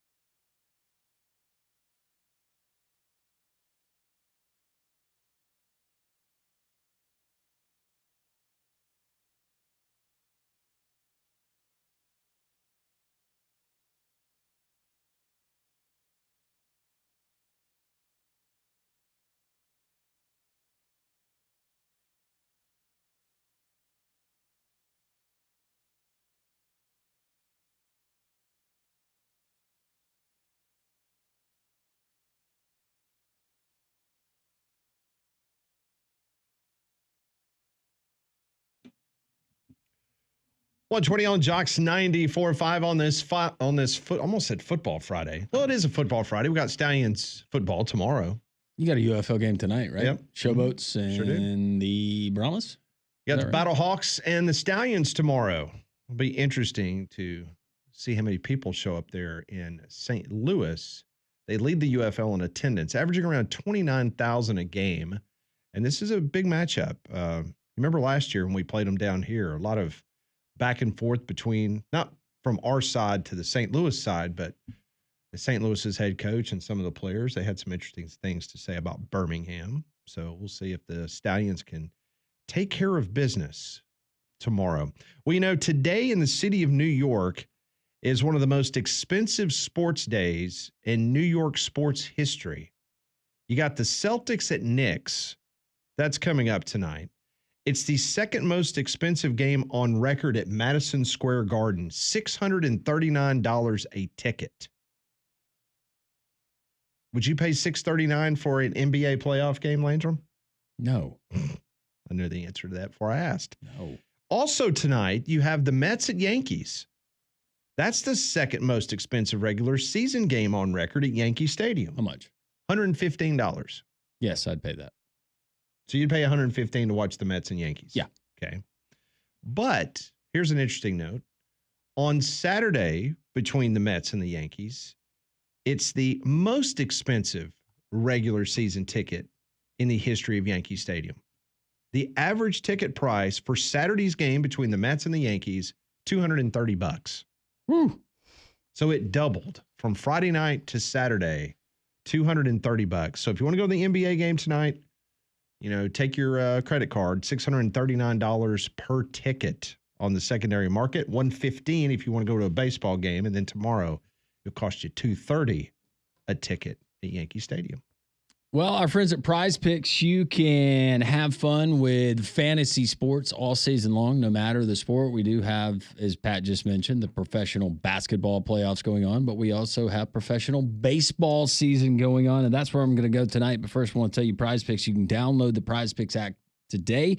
You fill out all of your information, enter in promo code WJOX. When you do that, your first $5 play on a player projection, no matter if you win or lose the matchup, you're going to get $50 instantly back to the account. Download the app, promo code WJOX. It's really simple. First $5 play, win or lose, $50 instantly back to your account. Told you I'm going to go baseball tonight, and I will go with the Bravos taking on the Boston Red Sox game. You can hear right here on Jocks 94.5. And yesterday you've got the Goblin bets, which me and Conrad were explaining. The Demon bets are a little bit weird. They're harder to win. So the projection number that they put on there, it's going to be tougher to attain. But if you hit that, or you hit two or more, you're going to be a winner and you're going to win more money. The Goblin bets, they're easier to win, but they come with a lower payout. So just to kind of let you know that, Austin Riley tonight, hits plus runs batted in 0.5. So he just needs to get one of those to hit it. I'm going to go more on Austin Riley on that. And then I will go Matt Olson. I think Matt Olson, maybe he gets it figured out, the same number. Hits, runs, and RBIs. I'm going to go more than half of one of those. All he has to do is achieve one. If both of those guys, they win, I'm a winner. You can be a winner too. Prize Picks all season long. Download the app today. Promo code WJOX. We appreciate our friends at Prize Picks. Former New England Patriots head coach and current University of North Carolina head coach Bill Belichick, he went on Good Morning America this morning. He is out pimping his new book, The Art of Winning. His life on and off the field became a major topic of discussion. Michael Strahan, he's the one that did the interview, about a 9.5-minute segment on Good Morning America. And it was not until the very end of the question and answer session that this was asked by Michael Strahan towards Bill Belichick's private life. A lot has been made about your relationship with Jordan Hudson. It's been getting a lot of attention. She isn't here this morning, but what do you think about all the attention that your relationship has been getting? Yeah, well, she's been terrific, through the whole process, and she's been very helpful to me. She does the business things that don't relate to North Carolina that come up in my life, so I can concentrate on football, and that's really what I want to do. I acknowledged her in the book. She was very helpful on that with the tribute pages, and also given a perspective of the book from kind of a business side. Sometimes I get a little football technical, and so she did a good job of keeping me on balance there. So what did Jordan mean to you? Well, we have good personal relationship, and I'm not talking about personal relationships, Michael. You know that. Okay, I know that, Coach. But I'm saying, are you happy? Yeah. You look happy. Yeah. I never thought I'd see you doing yoga. Only happy people do yoga, Coach. Said I'm not going to talk about my personal life, but everything's good. I was going to say, if he's not happy, that is a lot to put up with, and a lot to sacrifice, and yeah. But I'm glad he's happy. That's good. I thought it was good questions by Strahan. You got to ask the question at the end. What were some of the prop bets I gave you guys the other day? One was about what Bill Belichick would wear. Yeah, one was about the gap in Strahan's teeth, which I thought was a little inappropriate. You didn't make it, but Strahan, he embraces it. That's like his. Mm-hmm. That's like the Cindy Crawford beauty mark. Yeah, matter of fact, I think a couple of years ago I think he had considered getting it fixed, and he decided, you know what, that's kind of my moniker. Yeah, not gonna get them put together with a Invisalign or whatever. Another one was who gets brought up first, Jordan or I can't remember who the second option was.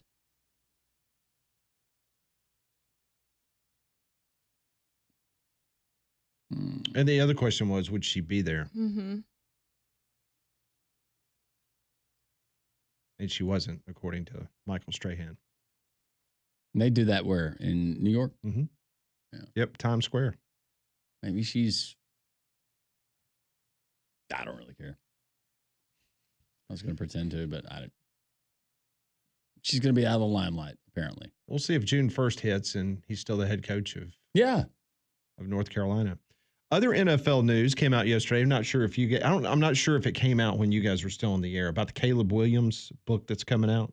Conrad mentioned it at the very end of the show. At the very end of the show. That was a huge story last night. So Caleb Williams, the starting quarterback for the Chicago Bears, he and his father sought to avoid Williams getting drafted by the Chicago Bears in the 2024 NFL Draft.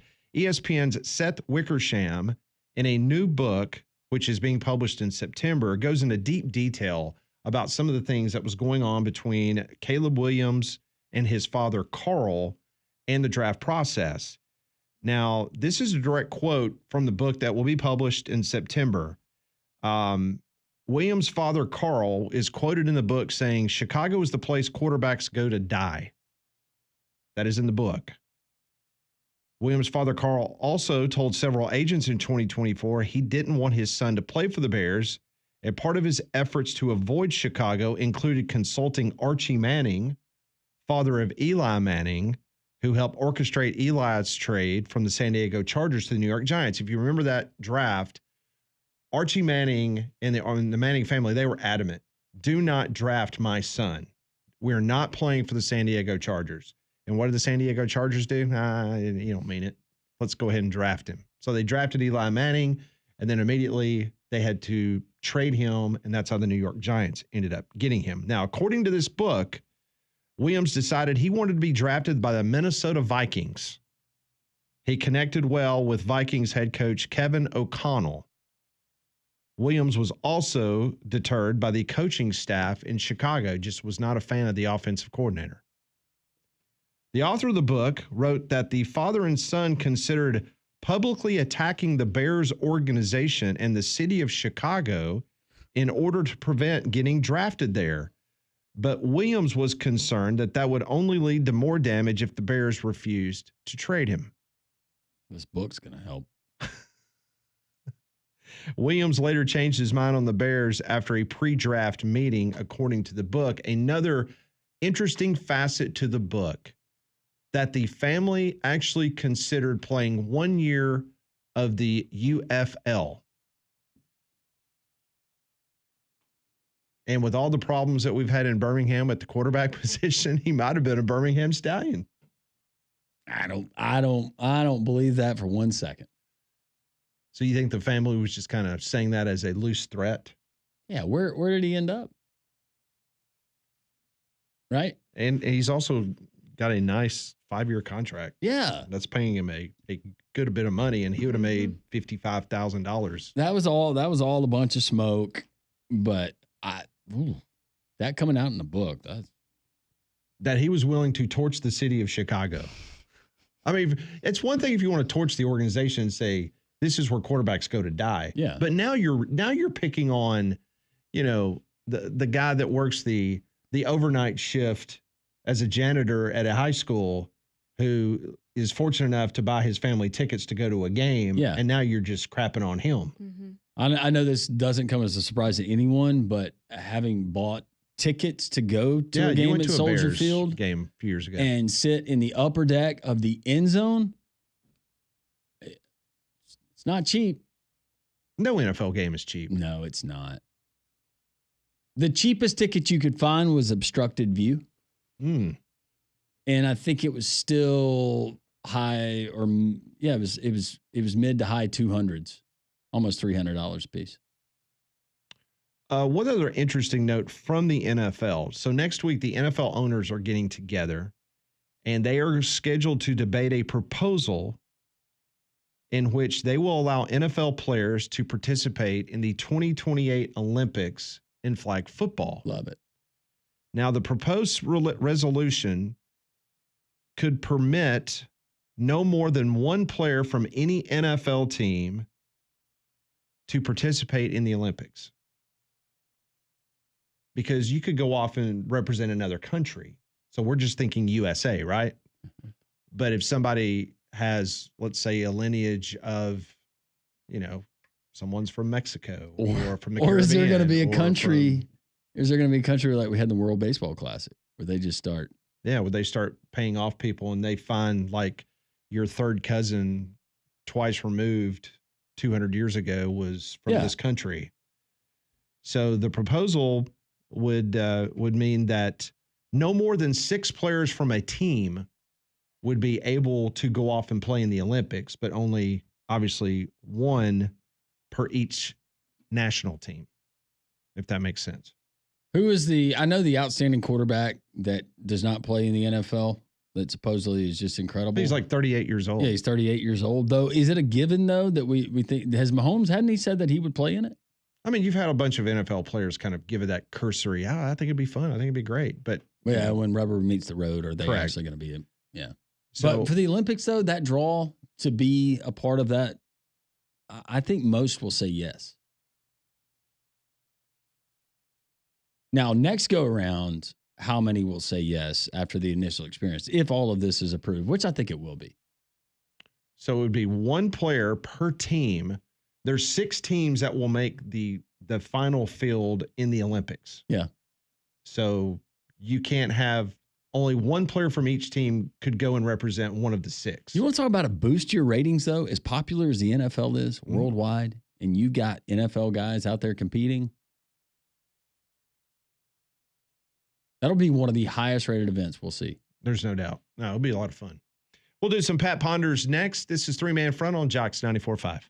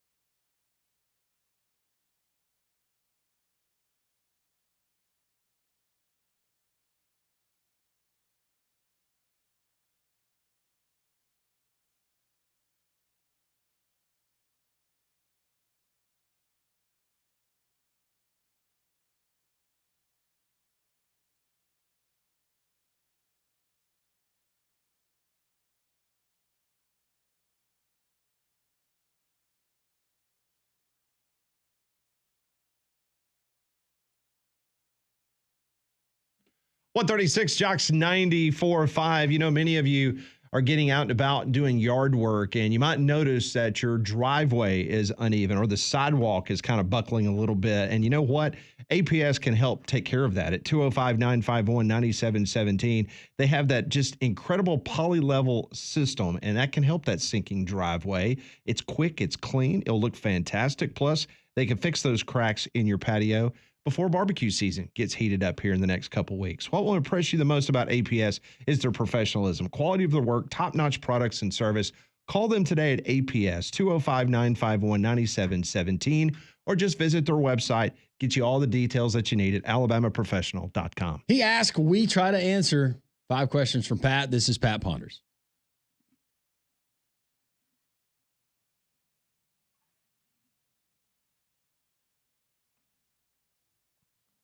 Brought to you by Courtesy GMC in Trustful. Go by and see them this weekend. 9 acres of inventory. That's right, 9 acres of inventory right there off of Edwards Lake Road, exit 32, right there in Trustful off of I-459. Question number 1. 17 years ago today, the Seattle Supersonics left the Pacific Northwest for Oklahoma City. So it had me thinking, which city that boasts a major sports professional franchise is the most shocking to you that they have a team? It could be hockey, could be baseball, I'm going to exclude football, hockey. NBA, whatever the case may be. Professional sports franchise, which city surprises you that they actually have one? Without knowing the history, if you've ever been there and visited, you would say Green Bay, Wisconsin.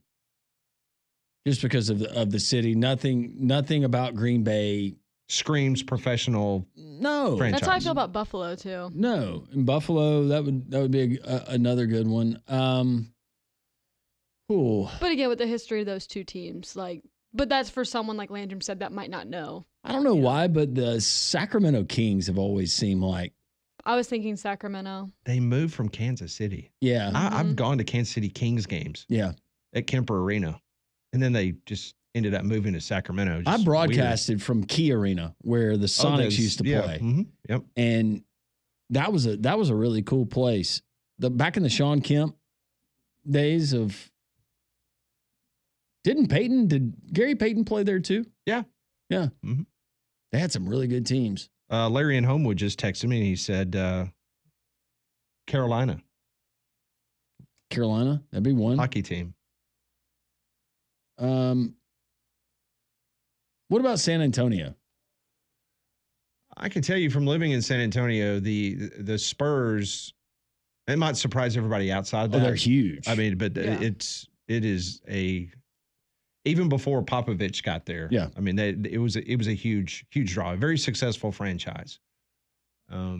Portland was always weird to me a little bit. Some people say Memphis. Yeah. Yeah, I can see that. But they came from Vancouver. Mm-hmm. See, there's a lot of in the NBA that I think people would kind of be like, oh, it just doesn't seem. Yeah. Now, you from Nashville, I mean, when the Predators came, was that a bit of a surprise? I don't think I was alive when the Predators came to Nashville. But I'm saying once you were old enough and you went, I mean, was it well represented? Oh, yeah. Okay. I didn't mean that you were like on the steps of City Hall. Yeah, I was shocked. Golly, I thought, I don't keep up with hockey, so it's not fair, but I would have thought you were older than the Preds. I don't But think they've been I there am. for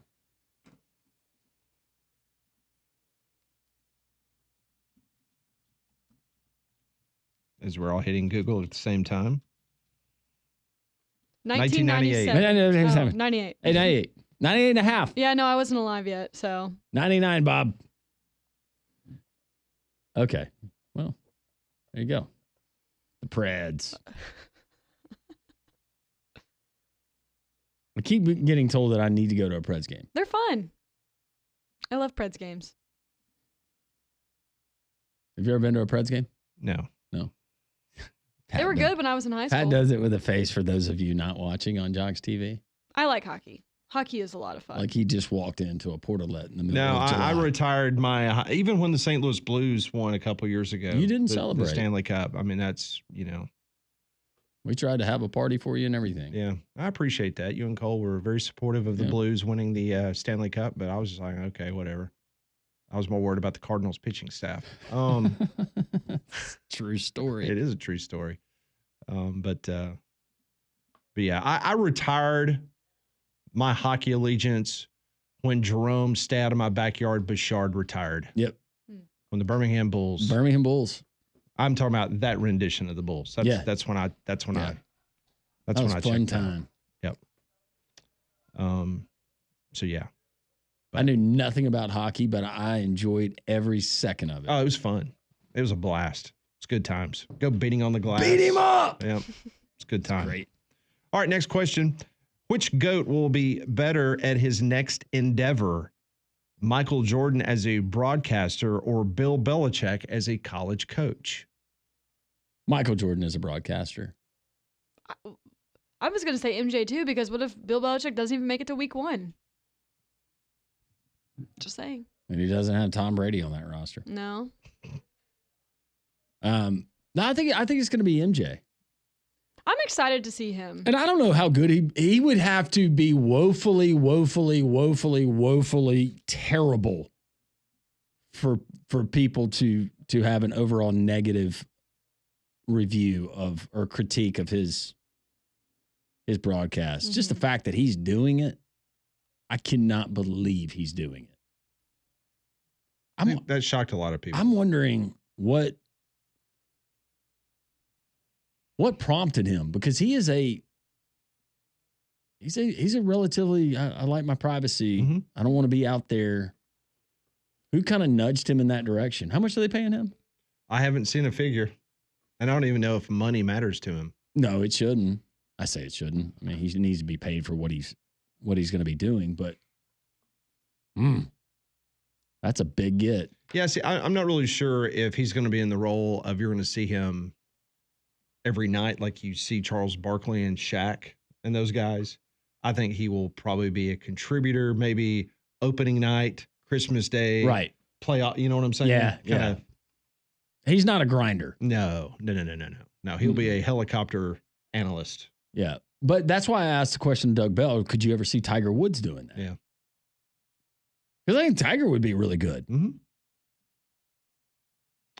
We were just talking about it a moment ago about the NFL going to vote next week in regards to players being able to play in the Olympics for flag football. So I ask you guys a question. If you're an NFL owner, would you want or allow your players to play on an Olympic flag football team? I would. I would. And I don't know how this works with the contract, but let's see if there was some kind of addendum or some kind of add-on that wouldn't you have to restructure the contract at that point though? I don't know. I know it's probably general language about things that you do or compete in away from the sport when it's in season, and things that you can't do, like in some cases riding a motorcycle and then you go and get on a motorcycle. But for this, I would think most of them, just to avoid the negative PR, they'll allow it. I absolutely would. I mean, it's the Olympics. You get to represent your country once every 4 years, so absolutely. I'm sure the insurance policies will be upped. Yeah. Yeah. Because I'm trying to remember who was the former Georgia running back that tore his ACL playing flag football on the beach. Was it recently? I mean, it was probably a decade or so ago. Oh, okay. So if it was a decade or so ago, would have been Chubb, would have been Garrison Hurst, Terrell Davis, Sony Michel. Might have been Robert Edwards. Robert Edwards.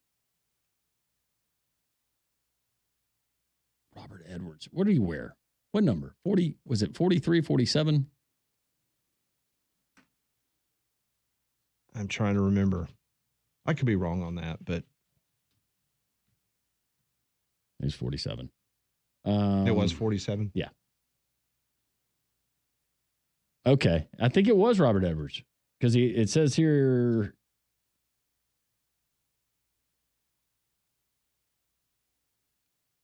League agrees injured Edwards to get full pay. Yep. Blew his knee apart during a beach flag football game in Hawaii 2 days before the Pro Bowl. Yep. And this is noted in the story. How about this? Shane Matthews, a Bears backup for parts of seasons from 93 to 96 with Carolina the past 2 years, has agreed to a 1-year deal worth $400,000. Shane Matthews. Wow.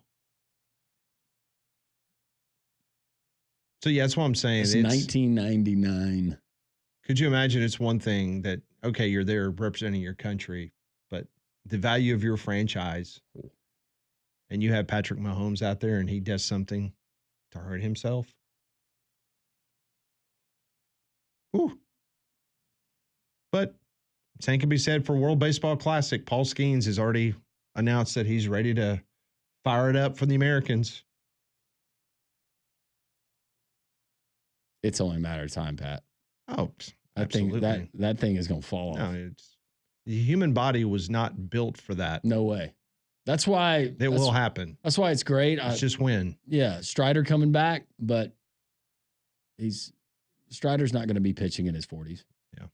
That is today and this week's Pat Ponders, brought to you by Courtesy GMC and Trustful. When we come back, we will get back to your texts, man. We got a whole line of texts that we need to get to before we get out of here for the top of the hour. This is Jocks 94.5.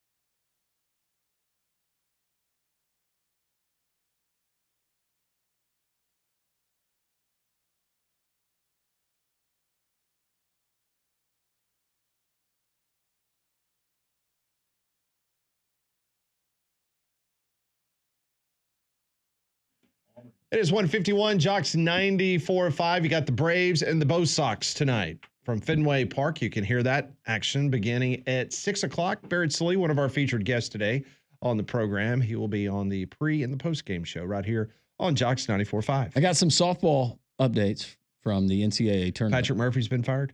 Patrick Murphy has not been fired according to this. He is still coaching. As far as we know, email is still active there at the university.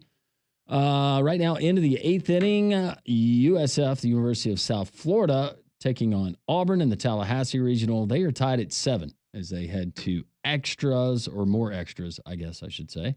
Bottom of the 3rd inning, they're in Knoxville, Tennessee, rolling 8-0 over Miami of Ohio. Kentucky, no score with Northwestern, top of the 3rd. Coastal Carolina has jumped out to a 3-0 lead on Georgia. They're in the Durham Regional as they head to the bottom of the 1st. And then, of course, later on, you got a lot more action. Alabama hosting Jackson State there in Tuscaloosa. So go and get a good win, Coach Murphy. We're pulling for you. SEC baseball tonight.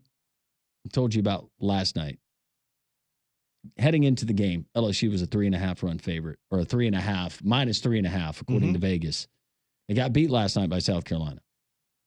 They are still tonight. Same spread? Same line. Wow.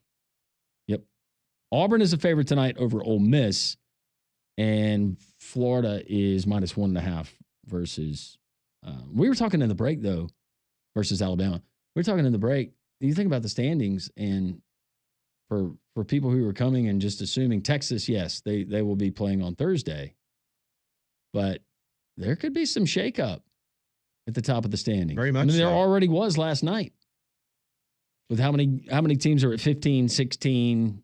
Yeah, just a 17 reminder wins. for those that are so used to the way the SEC baseball tournament has been since its inception. They've had a couple of tweaks, but this has been the biggest change coming up next week, in which if you're one of the top 4 seeds, first off, this is a single elimination tournament, so it's no more double elimination. So if you're one of the top 4 seeds, you will not play until Thursday or Friday, depending on what seed you are. You could either play on Thursday if you're a 1 and 4, and if you're a 2 and a 3, you play on Friday. So like Landrum just said, if Arkansas, for example, if they get swept by Tennessee, then based on the tiebreakers and everything, that they might be pushed off of a certain day and might even end up on a Wednesday as a 5 seed. So we'll see what happens. I'm excited to see Texas and Oklahoma, though. I'm excited to see the fan base. Yeah.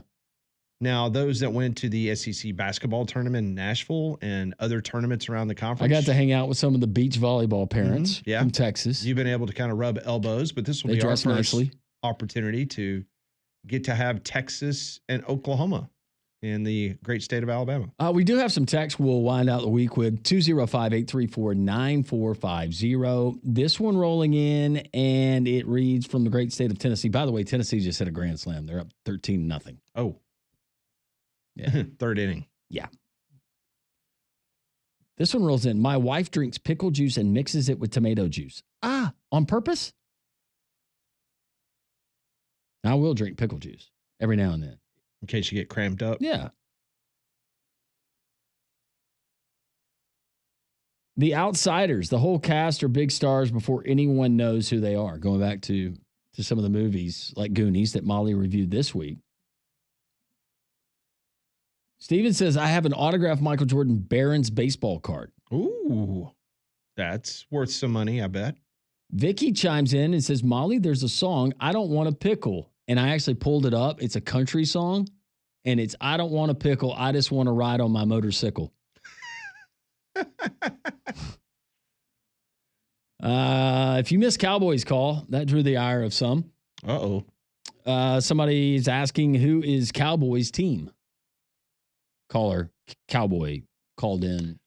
I don't know. I've never asked him before, but I would like he's biggest fan of Kalen DeBoer. Yeah, I would assume that he's an Alabama fan. Okay. Somebody asking, is Cowboy Matt Campbell's daddy? No. Might be his agent.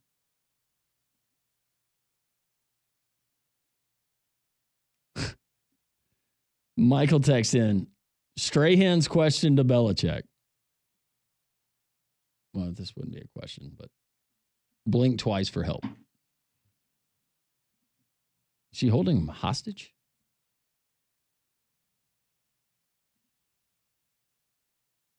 Jason says Aunt B's pickles were best. Oh, no, they weren't. Andy didn't have the heart to tell her. No, Clara's, they were bad. Clara's were a lot better. Aunt B's tasted like kerosene. Yes. Ugh. That's going to do it for us. We appreciate all of you every single day. You make this thing go. Have a safe and happy weekend. We're back at it Monday morning. Right now, Paul Feinbaum, he's next here on Jock 94.5.